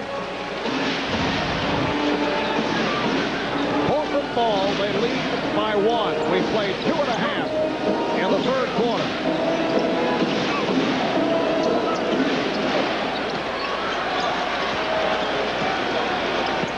Shot clock down to 2, down to 1. Pippen. And a 24-second violation. Paying attention to small things like passing the basketball. Sabonis tried to get the ball out of his hands quickly to Pippen, threw a lazy pass. As a result, Sealy got a hand on it, deflected it. Just that little bit of lost time right there while they recovered the ball, lost him the shot opportunity. Garnett to the crossover. Sealy. So Minnesota continues its shooting problems. Damon Stoudemire trying to put a move on and lost control. It's almost as if Sealy doesn't have his legs right now. Everything he's shooting is short. It's a struggle. It's a strain to get the ball to the front of the rim. That time he tried to give himself a little extra ups. He got down deeper, bent his knees deeper, and still the shot was short. Sealy now 3 for 9 from the field. Serbiak hit by the double. Called for steps. And the T-Wolves not able to get anything going here in the early portion of the 3rd. Sometimes you try to create stuff that's not there. You get yourself in trouble, you have nowhere to go, and the resulting turnover takes place. The assistant coach, Sidney Lowe, who is one-time assistant of yours with the Cleveland Cavaliers, interviewed for the Atlanta job the other day. He was a player in Atlanta, a player here in Minnesota, assistant coach here in Minnesota, head coach here in Minnesota, as he assumed the duties during the middle of the season and became our assistant as Brandon hit the jumper, became our assistant in Cleveland. just interviewed recently in Atlanta. One of the top candidates there. Had a great interview there in Atlanta, and he's going to be a great head coach here. There's no question. And has been one of the major supporters of Terrell Brandon. Obviously knew Terrell so well from his days in Cleveland. Foul was called before the shot attempt. And when things were not going that well earlier in the season, when the T-Wolves got off to the bad start at 7-13 before turning things around, he was a major part of the support group for Terrell Brandon, who obviously has come a long way since those days. For those who, did not understand exactly what Terrell was about, Sidney was the voice that was saying, listen, you need to understand this is a different kind of guy. He's not the explosive physical player that Stephon Marbury is. He's more of a finesse guy. He's a jump shooter. Give him time because he will help us win basketball games.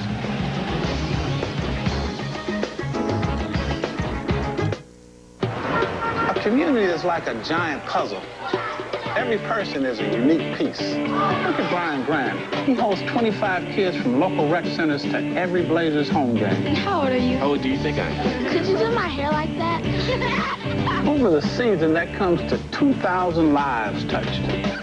Who knows how many more lives those 2,000 kids will touch in their communities. You see how it all fits together? Team up to improve your community.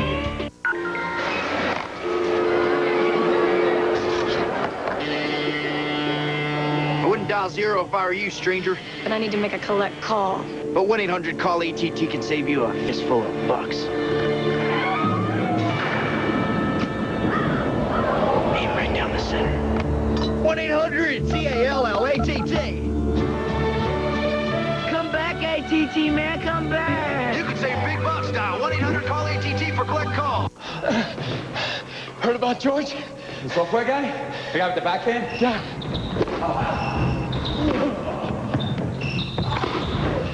Bought Citro Friday morning. Friday morning? How do you do that? Same way we did. Yeah, but George isn't a trader. Hey, George. Georgie. Hiya. I hate that guy. Daytech Online. The rules are changing. NBA Playoffs 2000 on TNT, brought to you by Daytech Online. The information and technology professionals use to trade is now available to everyone. Daytech Online. The rules of online trading are changing. And by 1-800-CALL-ATT for collect calls. Johnson replacing Terrell Brandon. Saturday night on TNT at 10:05 p.m. Welcome to the best basketball tournament you've never seen, where players go to be discovered and to play on hallowed ground. Saturday at 10:05, only on TNT. The crowd here at the Target Center trying to get the T-Wolves going. They lead by one, 44-43. Bobby Jackson is back on for Terrell Brandon, who a moment ago picked up his fourth personal foul. Timberwolves with only 8 points the last 12 and a half minutes. And clinging to the one-point edge. They led by as many as 13. Shot clock down to 2. Sabonis again, a 24-second violation, the second in his third quarter. The crowd appreciative of the defensive effort there, and that's the way that you can stay in games. If you're shooting only 36%, let your defense dig in. Don't give them any easy second shot opportunities. And actually, Portland is shooting the ball the best they've shot it in the series thus far, 46% for the game. Estarovich coming up short. He thought he had Sabonis beaten and then came back and picked up the foul. That's his fourth, so 4-piece on Estarovich and Brandon. For the Blazers, Sabonis has 3, as does Pippen. And substitution, Dean Garrett will come on for Rasho and Estarovich. Garrett played briefly in Game 3. Back from knee surgery. Saw limited action this season, only 56 games.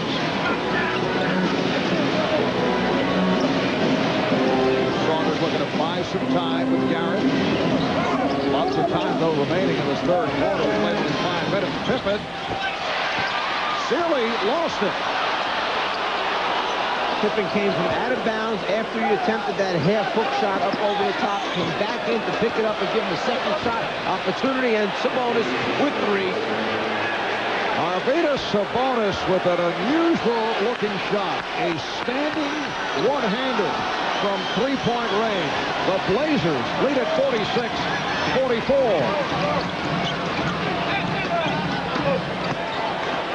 Garnett with Garrett and Mitchell now on the front line. It counts on the foul. Steve Smith running into Sam Mitchell. So Mitchell will go to the line looking to complete a three-point play. Well, there's a number of different ways of getting three-pointers. Go behind a three-point line or shoot a jumper and get fouled and have an opportunity here as Mitchell, who during the regular season, a very good free throw shooter, goes to the free throw line and attempts to complete the three-point play. Yes, Sam, an 88% foul shooter. Minnesota by 1.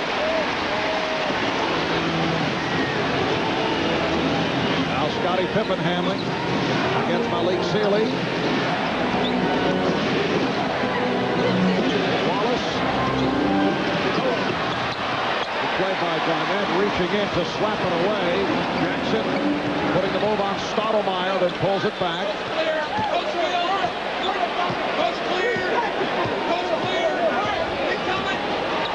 Garnett on the pick and roll. Shot clock at 5. Garnett for Garrett, and a foul.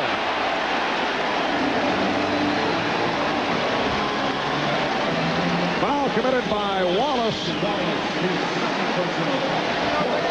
And as Garrett heads to the line, let's check in with Ernie Johnson. Ernie?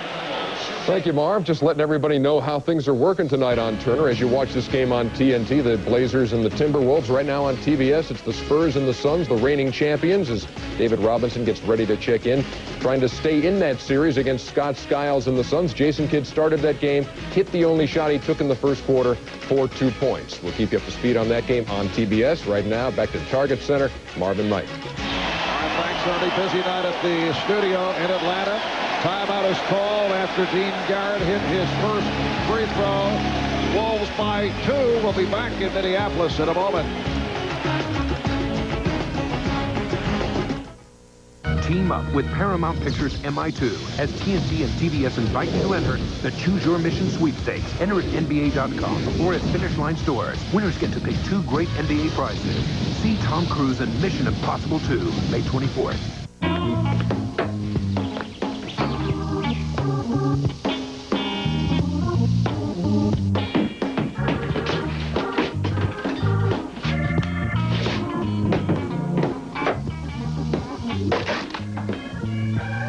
Harvey. Hey, Ted. That was my last one. Moving on, guys. He's trying.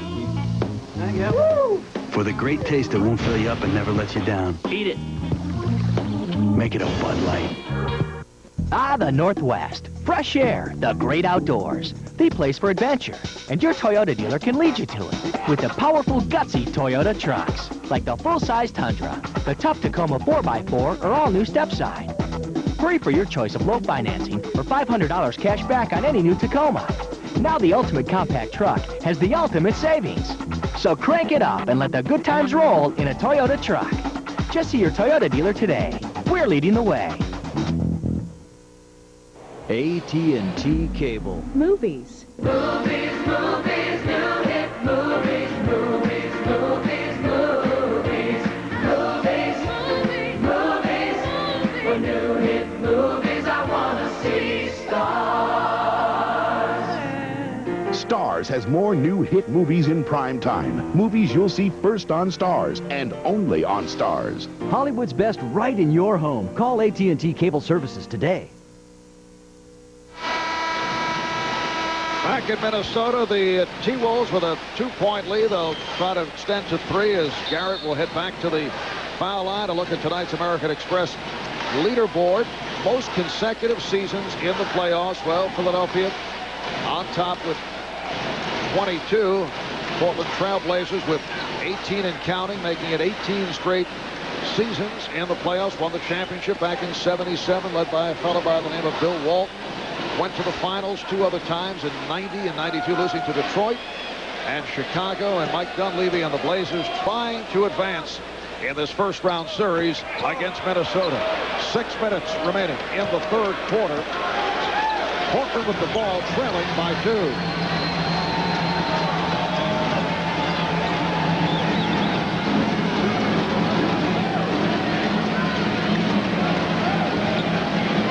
For Pippen, trying to do it in one motion, could not. Coming off the timeout, they draw up a little late pass. Oh, Sam Mitchell catching fire is a point. The Wolves by 4.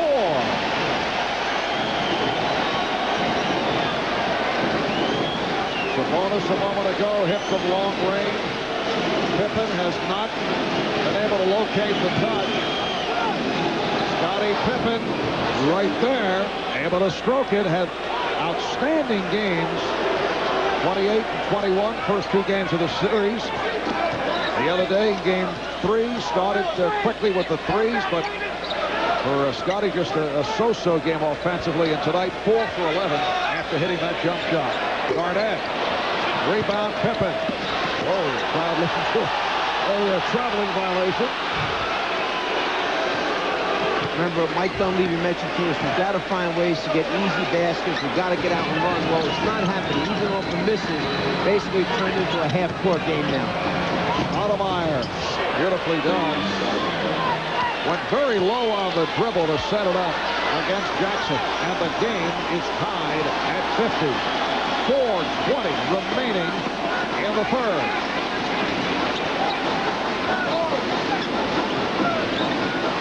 Jackson, yes. Bobby Jackson. Originally a first-round pick of Seattle, spent a year with Denver. This is second year with Minnesota, out of the University of Minnesota. Timberwolves lead by 2. They keep trying to get Wallace down the low post. Garnett working real hard down there, not allowing him to get the touches that he wants. Here's Pippen. Fouled by Garrett. Garrett was there in time. All he had to do was hold his ground, step up another 3 or 4 inches. He would have had the offensive foul.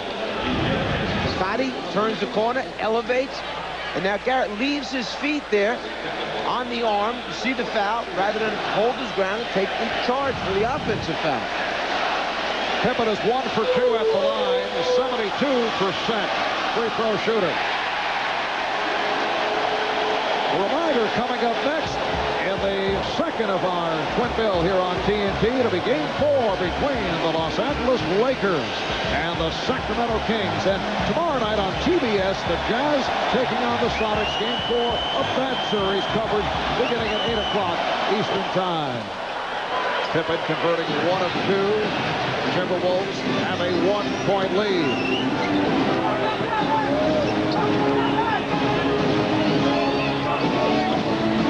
Garnett facing the double.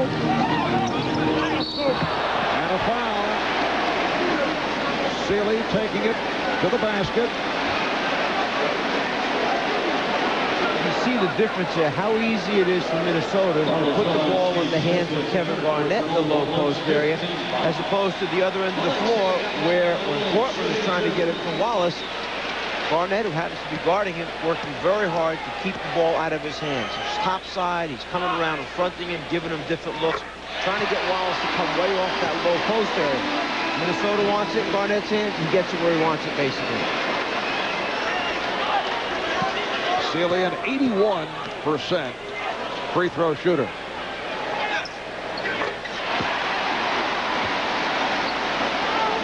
Minnesota 54, Portland 51. Portland Trailblazers have been an excellent road team, 29-12. During the regular season, best road record in the history of the franchise. Only the Lakers were better. Pippen for 3. And Sealy, you can see, disgusted with himself. He lost Pippen just for a second, gave him that 3-point look. Oh, Jackson out of control, and then his push. He was bailed out. Well, he tried to do a little bit too much. You're over against the sideline. The sideline acts like another defender for Portland. They had him in a trap. He was in trouble. He knew it, and fortunately for the push. Where are you going now? Right here. Pick up the ball. You almost lose it. The hand goes in. There it is right there, and the shove out of bounds. Called by Steve Javi. Bobby Jackson with his 5th point. T-Wolves 11 of 13 at the line, where the Blazers have struggled at the foul line. Minnesota up by 5. 3 minutes remaining in the third. Oh, Stoudemire had difficulty with the dribble, able to recover and gets it across. And a defense from this capacity crowd. Sabonis, yes, and it counts. Arvydas Sabonis bullying his way to the hoop. Foul called on Garrett. It's hard to figure out that he stays up long enough and not be called for a travel. It's not like he gets off the ground a whole lot of inches, but he bullies his way through there, stays up long enough just to kiss it off the glass, and now go to the foul line for the three-point opportunity. Sabonis at 84%. Free throw shooter, looking for point number 12.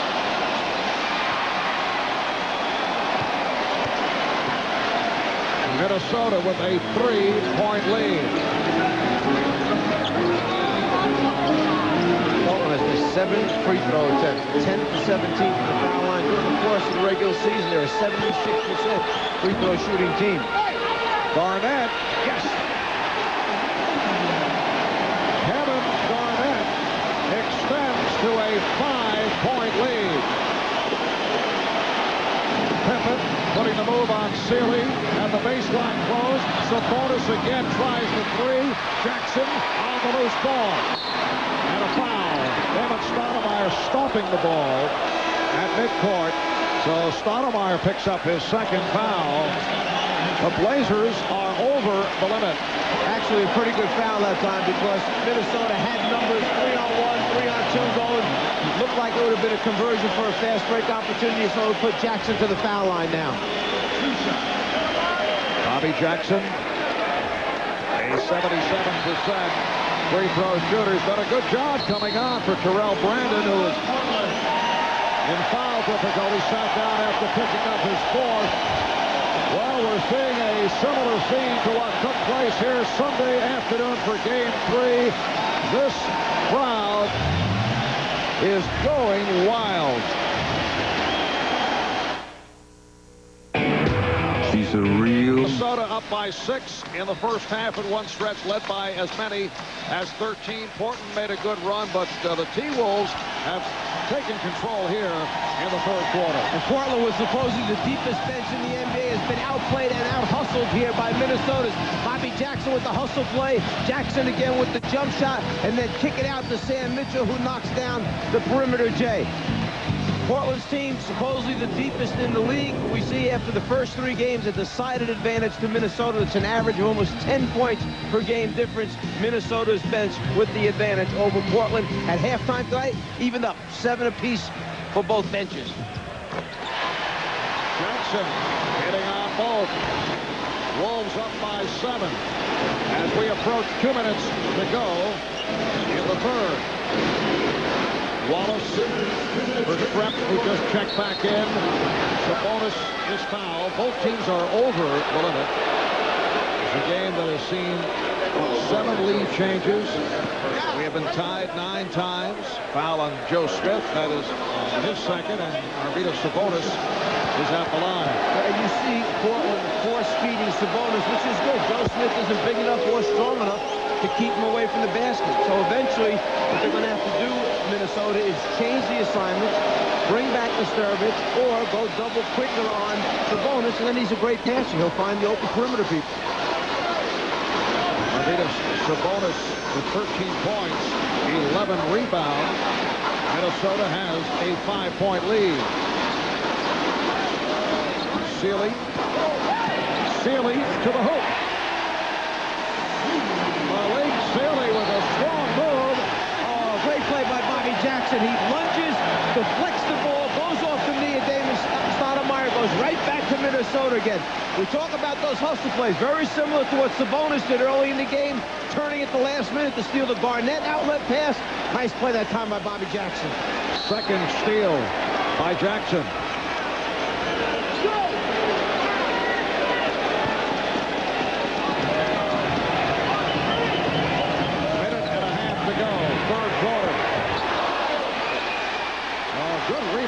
Joe Smith reaching over Arvydas Sabonis. 4 big offensive rebounds in the last game for Joe Smith. Comes up with a huge one here to give him another shot attempt at the basket.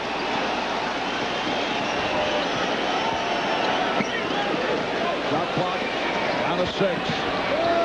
Smith working on Sabonis. Plus 13 as far as field goal attempts go. Minnesota versus Portland. The T-Wolves lead by 9. Final minute of the third. Sabonis, the driving hook off glass. Kevin Garnett could not get around to step up and challenge Sabonis' shot. He was pinned underneath, playing his defender. It gave Sabonis a clear path to the basket. Smith again going at Sabonis. This time rejected. As we come up on 20 seconds remaining in the third quarter, Timberwolves lead by 7. And the Blazers holding the final shot of the quarter. Out of 5 seconds, Stoudemire for 3. Wallace fires one.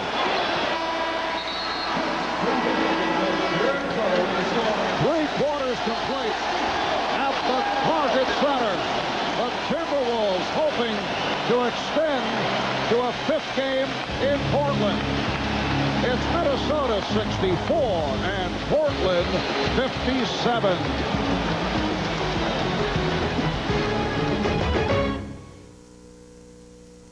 And here's tonight's budget fast break. Well, actually, the lowest that Minnesota has shot thus far in the playoffs, the highest that Portland has shot at 45%.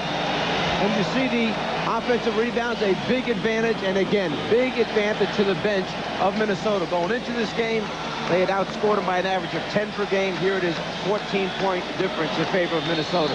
And Czar, Minnesota shooting just 40%, yet they are controlling the game. Portland at 45. Getting so many more shot attempts. Garnett. Kevin Garnett, who has played all but 1 minute, pulling a Terrell Brandon, who played 48 in Game 3. Greg Anthony loses to Bobby Jackson. Another steal. Jackson tried to dish it off to Joe Smith. Broken up by Brian Grant. Well, he got a little too excited that time. Joe Smith comes over and kind of pats the youngster on the back and says, relax now. Don't get carried away out there. You made a great play by stealing it. Get us a good hoop at the end. Bobby Jackson coming on for the foul play. Terrell Brandon, and has emerged as a major factor. And hearing it from the crowd, they're chanting Bobby. Well, they know that earlier in the year when Brandon was injured, Jackson came in and played outstanding basketball and helped them to a number of wins, and this is the form he's displaying here this evening. Foul on Pippen. Throwing the knee at Jackson, and Bobby Jackson, big local favorite, played his college ball at the University of Minnesota, led the Golden Gophers to their first ever Final Four appearance back in 1997. Jackson now guarded by Anthony. Garnett going at Wallace. Draws the double. Gets it outside to Jackson.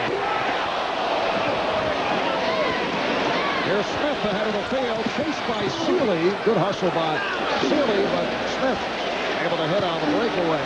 66-59, Minnesota. A nice outlet pass that time by Rasheed Wallace. He went up, secured the rebound, turned and looked down the floor, and then led Smith just enough and got it out there for Smith to convert. Blocking foul, charged to Anthony.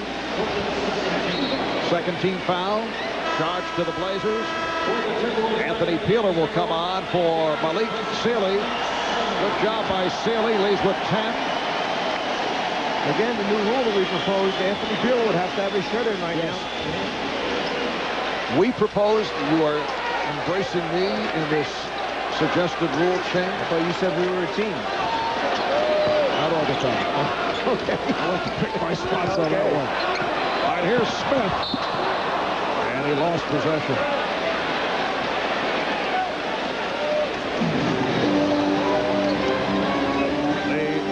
Blazers now have a combination of Greg Anthony and Steve Smith at the guards. Ryan Grant, Denton Brett, Rasheed Wallace up front. A minute and a half gone by in the fourth quarter. Sweat, fouled by Smith. There was no way that Joe Smith was going to allow that shot to be attempted.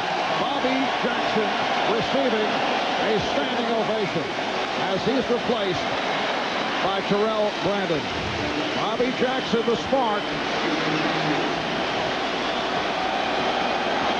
When Jackson was on the floor, the T-Wolves outscored the Blazers 22-16. Right now, Wolves lead by 6.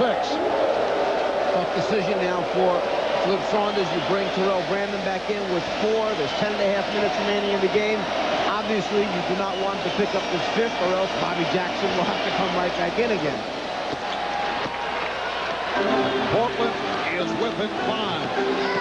The Blazers trying to wrap it up tonight, while the Minnesota Timberwolves have made their travel arrangements, planning to make it back to Portland for a Game 5 on Thursday.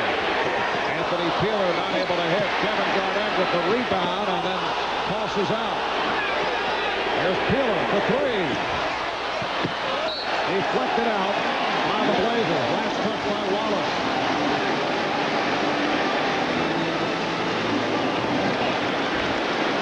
Minnesota went 50-32 during the regular season. Best record in the history of the franchise. They finished up at the number 6 slot in the West just after that slow start, opening up 7-13. Terrell Brandon. So Terrell off the bench to hit immediately. He now has 11. Minnesota by 7. Anthony popping. Hits the 3. Greg Anthony from downtown. Anthony's done that the entire season. He has hit a number of huge three-pointers for Portland to spread the defenses out, make them honest, or at critical times in the game, turn the momentum back in favor of Portland. Yes, Anthony just under 40% from three-point range. Now called away from the ball. Foul committed by Grant, his second, as he was angling for position against Garnett.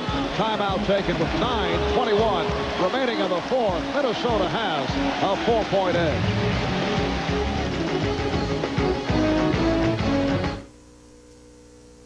Came out and gave us that boost early, particularly in warm-ups. You know, the enthusiasm, we just wanted to get warm-ups over with so we can play. It becomes difficult sometimes as a point guard because on the road, you're used to the crowd. So used to calling sets, using your hand motion. At home, you have to do the same thing, and you have that enthusiasm, energy that you have to kind of calm yourself down a little bit. So, you know, we appreciate the fans, and we know they're going to be riled up and ready to go tonight, and we're going to feed off their energy. Yes, the T-Wolves very happy with the high decibel level that they received for Game 3. Sunday, it's been the same here tonight. Flip Saunders had pointed out that the Rose Garden was so loud the first couple of games that the T-Wolves players could not hear each other or hear the coaches during timeout. Brandon able to recover. Smith left by the double. Lost it. He started to drop step to the baseline, and Wallace moved to the high side. There was no body contact with Joe Smith. He lost it down. Wallace. Rasheed Wallace. And the Blazers are within 2. What a beautiful touch. Fading over the top of Kevin Garnett's outstretched hand. Still hits the rim. Off the backboard, rolls in. Peeler, like Wallace stepped away, some confusion defensively, but Peeler not able to hit. They get another crack at it, new 24. 8.5 remaining in this fourth quarter. Minnesota with the ball and a 2-point lead. This is where they put Brandon on the baseline and put Garnett out front. Now they try to run Brandon off screens on the baseline rather than have him create off the dribble himself. However, Mitchell took the shot. Greg Anthony setting it up. That left Brett, and the game is tied at 68.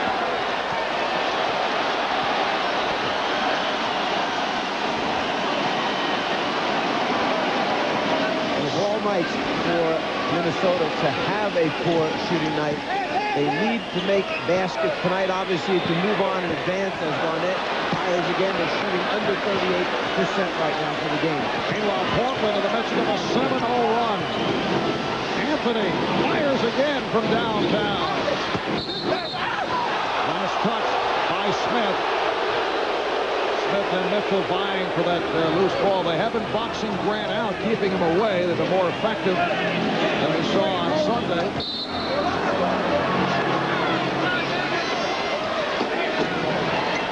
Tremp. Detlef Tremp. And a foul is called. Well, Detlef has come off the bench and has been a contributor. 8 points for Tremp. Foul committed by Brandon. That's number 5. What do you do now if you're Mike Dunleavy? You've got a group on the floor that's playing well together, functioning well. Yet on the bench, you have Scottie Pippen, you have Stoudemire, guys who are normally on the floor for you. You have Sabonis on the bench as well. But this group is going well. So how long do you stay with it before you come back with some of the other guys? And Flip Saunders making a change. Bobby Jackson about to check in. Rush on Starovich has come on, as has Malik Sealy. Well, coming up next, second of our doubleheader, Game 4 between the Lakers and the Kings from Sacramento. That'll be right here on TNT. Blazers have taken a 1-point lead. So Terrell Brandon, after picking up number 5, sitting down.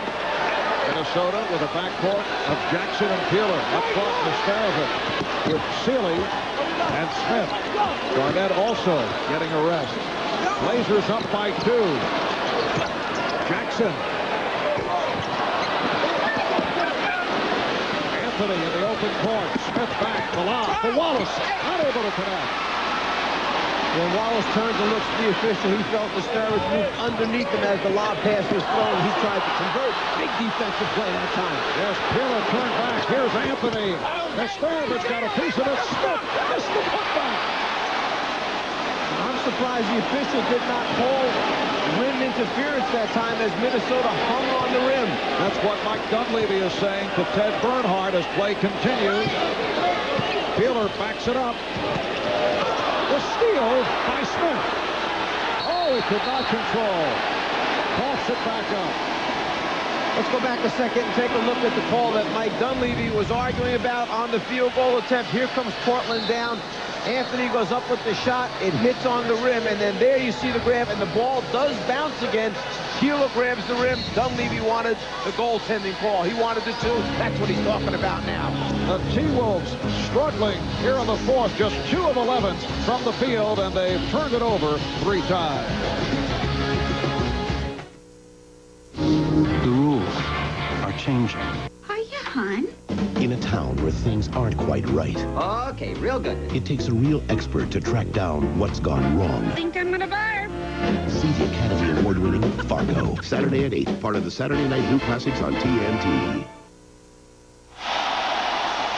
The Portland Trailblazers with a 2-point lead on the Minnesota Timberwolves, who are looking to send this series back to Portland for a 5th game. Only 5 teams have come back from 0-2 and best-of-5 series. The Fort Wayne Pistons did it in 56. Golden State knocking off Utah 87. The Knicks did it against the Celtics. Phoenix against the Lakers. And Denver beating Seattle back in 94 after losing the first 3. Jackson playing for Terrell Brandon, who has 5 personal fouls. Starovich. Over Grant. The game is tied at 70. How about that? Coming out of the timeout, and who does Flip Saunders go to? Puts the ball in the hands of the Starovich. Now, whether or not he thought he was going to draw a double team, he was going to kick it out, he still threw it in. He kicked it out to Garnett, and Garnett threw it right back into the big man. Anthony, the play by Jackson from behind, and a foul committed by Peeler. Jackson got a piece of that shot. Shooting foul, 3 team fouls on both clubs. Mike Dunleavy is staying with the veteran Detlef Tremp, along with Rasheed Wallace and Brian Grant. Rick Anthony and Steve Smith at the guards. 6 minutes remaining in the fourth. Shot clock at 5. Smith using the height advantage against Peeler. Yeah, a little too small, Peeler, to challenge the shot. If he's going to let Smith catch it there, he's in trouble. He needs to work hard, come around the front, don't let him touch the basketball. 11 points for Smith. Blazers by 2.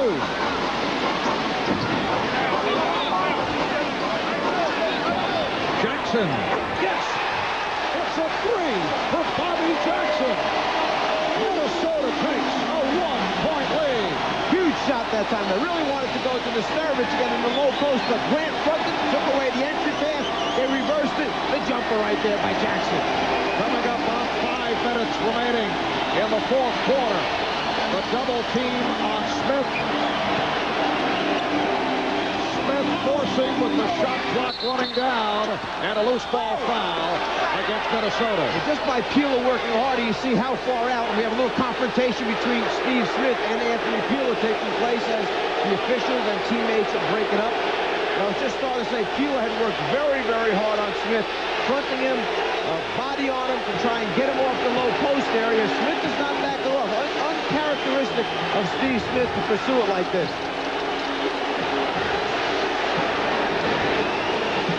We'll get a look at what happened away from the ball. Smith and Peeler continue their discussion. You see how far out Smith has to catch it, and then he goes up with the clock running down, and off to the side. We just can't see what's happening to the two of them right there.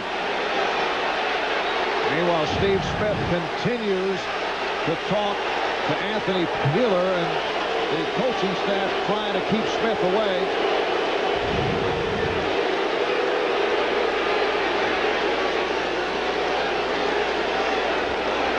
Smith goes up, and right there, perhaps the contact by Peeler into Smith's face is what got Steve Smith upset.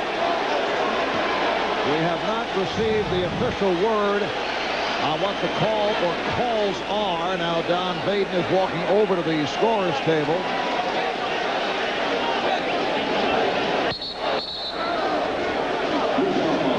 It's a double technical foul on Steve Smith and Anthony Peeler, and a personal foul on Bobby Jackson. And as we know from the Indiana-Milwaukee game, why are double technicals so significant? Because on the next one, if it should happen again, you are removed from the basketball game, as happened to Sam Cassell and Dale Davis in that series. Double technicals early, double technicals later on, both out of the game. Well, they continue to match up against each other. Peeler going for the steal. Smith able to hold on. Smith with the shot. Peeler with the rebound. Poked away in a foul on Smith. Peeler had some words to say, and Ted Bernhardt stepping in between. Steve Smith very close to picking up a second technical. And Mike Dunleavy's getting him out of there. Scottie Pippen will come on, replacing Steve Smith. I think Mike is looking beyond just tonight's game, regardless of whether they win or not. Mike doesn't need to have Steve Smith suspended. There's either going to be a game 5 or there's going to be the next round. So get him out of there, let him settle down, then put him back in again. Blazers with their 4th team foul. We have 4:45 remaining on the fourth. And Minnesota has a 1-point lead. Peeler now played by Pippen. Garnett checking the clock. Here comes Wallace. Rasheed Wallace has given the Blazers a 1-point lead. Sometimes it's just the bounce of the ball. The long rebound. Wallace had to be out in front of Garnett, and then it was a race to the rim at the other end. 11 points for Wallace. They may have to get Brandon back in right now. Even though he has 5 fouls during the final 4 minutes, you need your main guy out there handling the ball. Plus, for such a scoring threat. Garnett fouled, and as you say that, I know something about this coaching business. Terrell Brandon walks over to the scorer's table. Well, it's like timeouts. There's no sense saving him for the next game. You may not need him then. Brandon will come on for Jackson.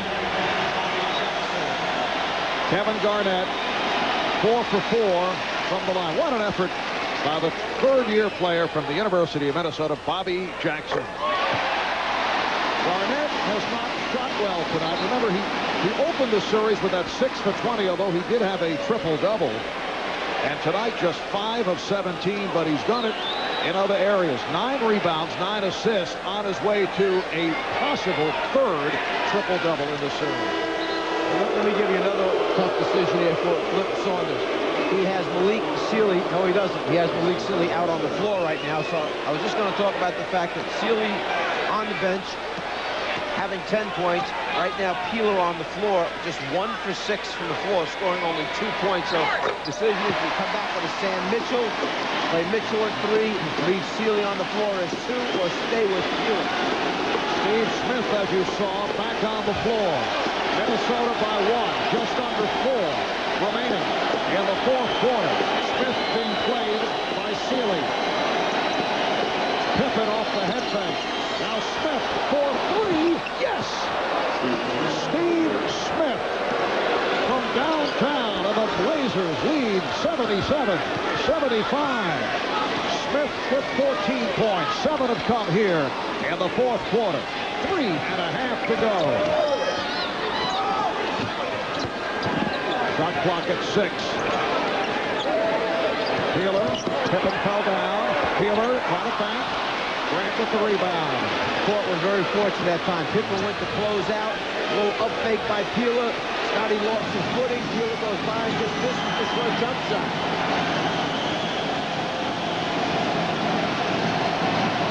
Coming up on 3 minutes to go in the fourth. Grant played by Estarvin. Shot clock down to 1. Here's Grant.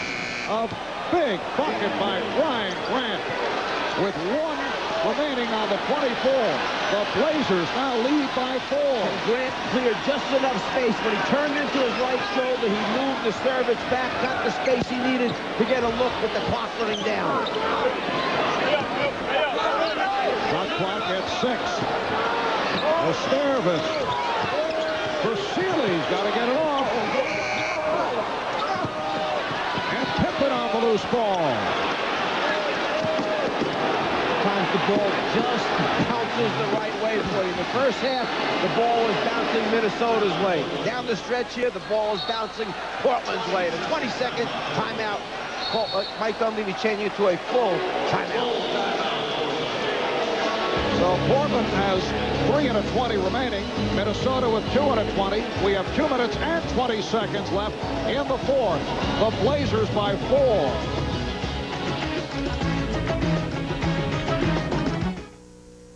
A little stress.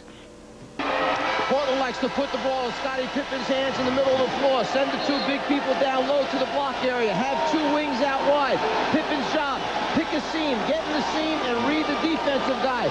If he stays home, you drive. If he bites for it, then it's up to Smith to find the spot-up area. Pippen goes right, the defense bites.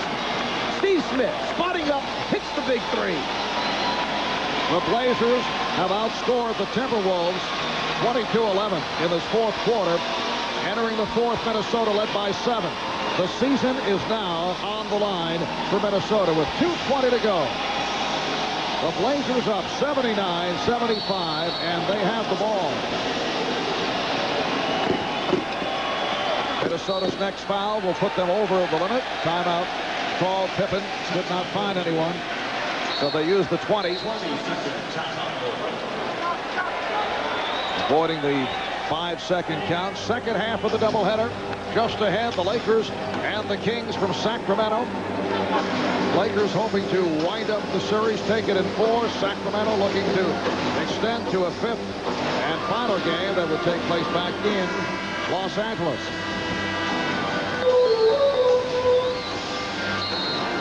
At the half, Phoenix with the 5-point lead on San Antonio. They're trying to wrap that series. Jason Kidd making his return. Tim Duncan sitting out once again. Pippen will try to throw in. Being defended by Sealy.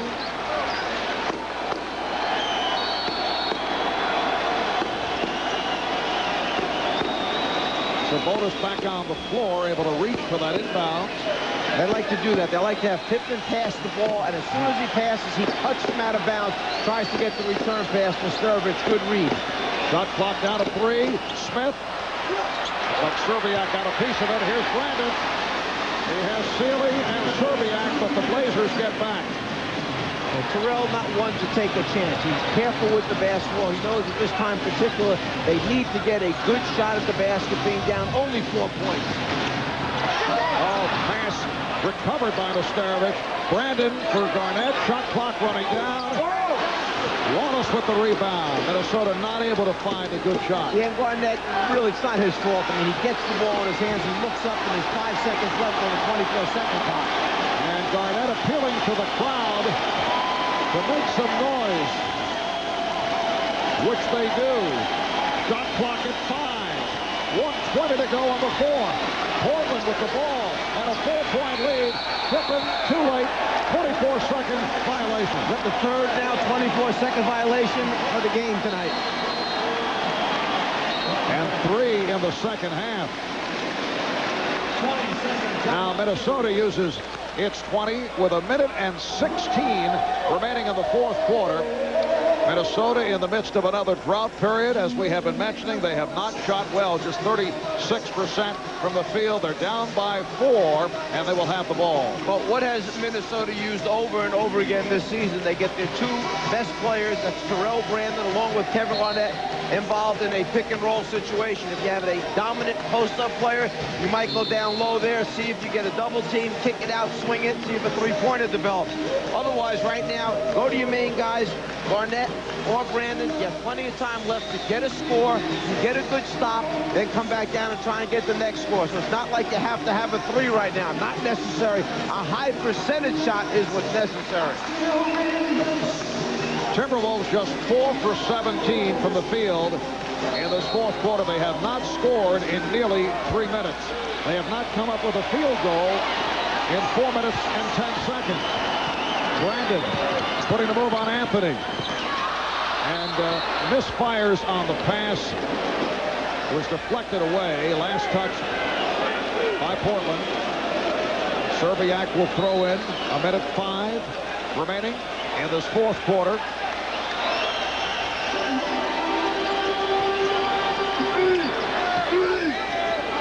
Brandon takes it to the rim to bring the Timberwolves within 2. Nice job with Brandon moving without the basketball. Gave it up, made his cut, got it right back. Pump fake, the big man went by him for the score. Serbiak digging in against Smith. 45 seconds remaining in the fourth. Portland with the ball up by 2. Shot clock down to 5. Down to 3. Down to 1.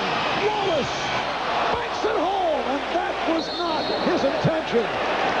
His intention was to get the shot up there before that 24-second clock went off. I'm not quite sure he called glass, but it doesn't matter. They kicked it out at the last second. A nice drive by Scottie Pippen. Minnesota closed off the front of the rim. You see the white jerseys. Somehow he sneaks the pass back to Wallace. Wallace watching the square all the way, and deuce.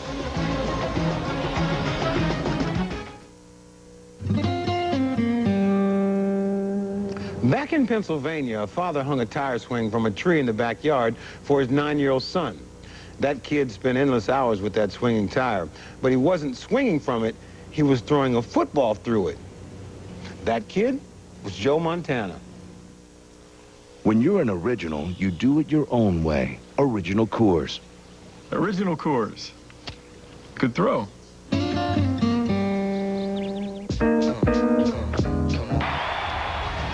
In Sacramento, they think the mission is possible. It's Game 4 as the Los Angeles Lakers play the Kings. LA leads 2-1. Another raucous crowd expected in one of the loudest buildings in the NBA. This is Kevin Harlan. Join me, John Thompson, Danny Ainge, and Craig Sager for the Lakers and Kings next on TNT. All right, thank you, Kevin. Blazers with an 81-77 lead on the T-Wolves. 32 and 4/10 seconds remaining in this fourth quarter. Minnesota led by 7 at the start of the fourth. Blazers taking over. They've outscored the Timberwolves 20-9.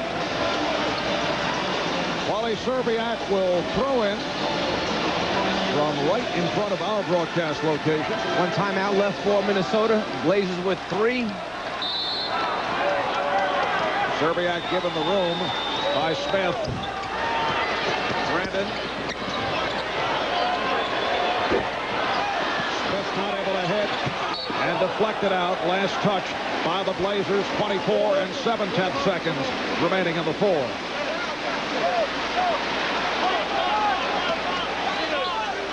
The Trailblazers seeking to wrap this series in 4 and then await the winner between Utah and Seattle.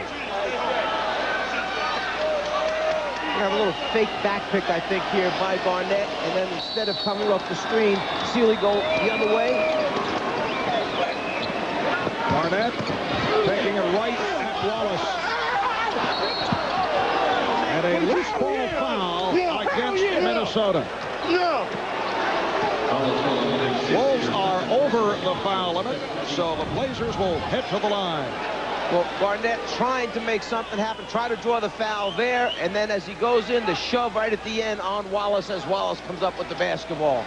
Kevin Garnett now 5 for 19. As I mentioned earlier, very similar to game 1 where he went 6 for 20, had a triple-double. He has 17 points, 10 rebounds, and 9 assists. So 1 assist off yet another triple-double.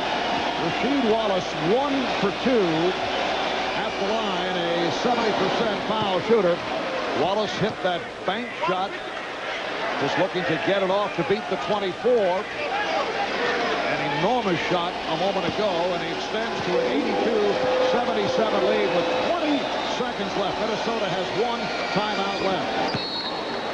And they use that final timeout. The Blazers now lead by 6. It's Portland 83 and Minnesota 77.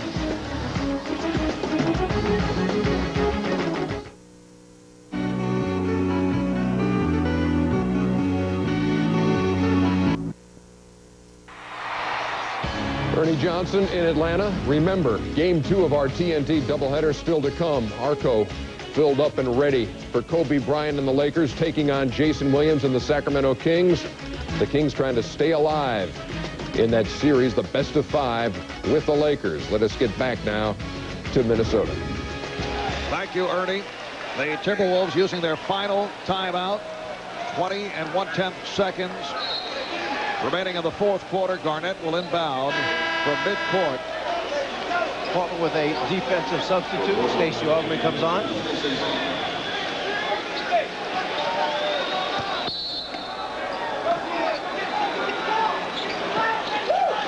Brandon.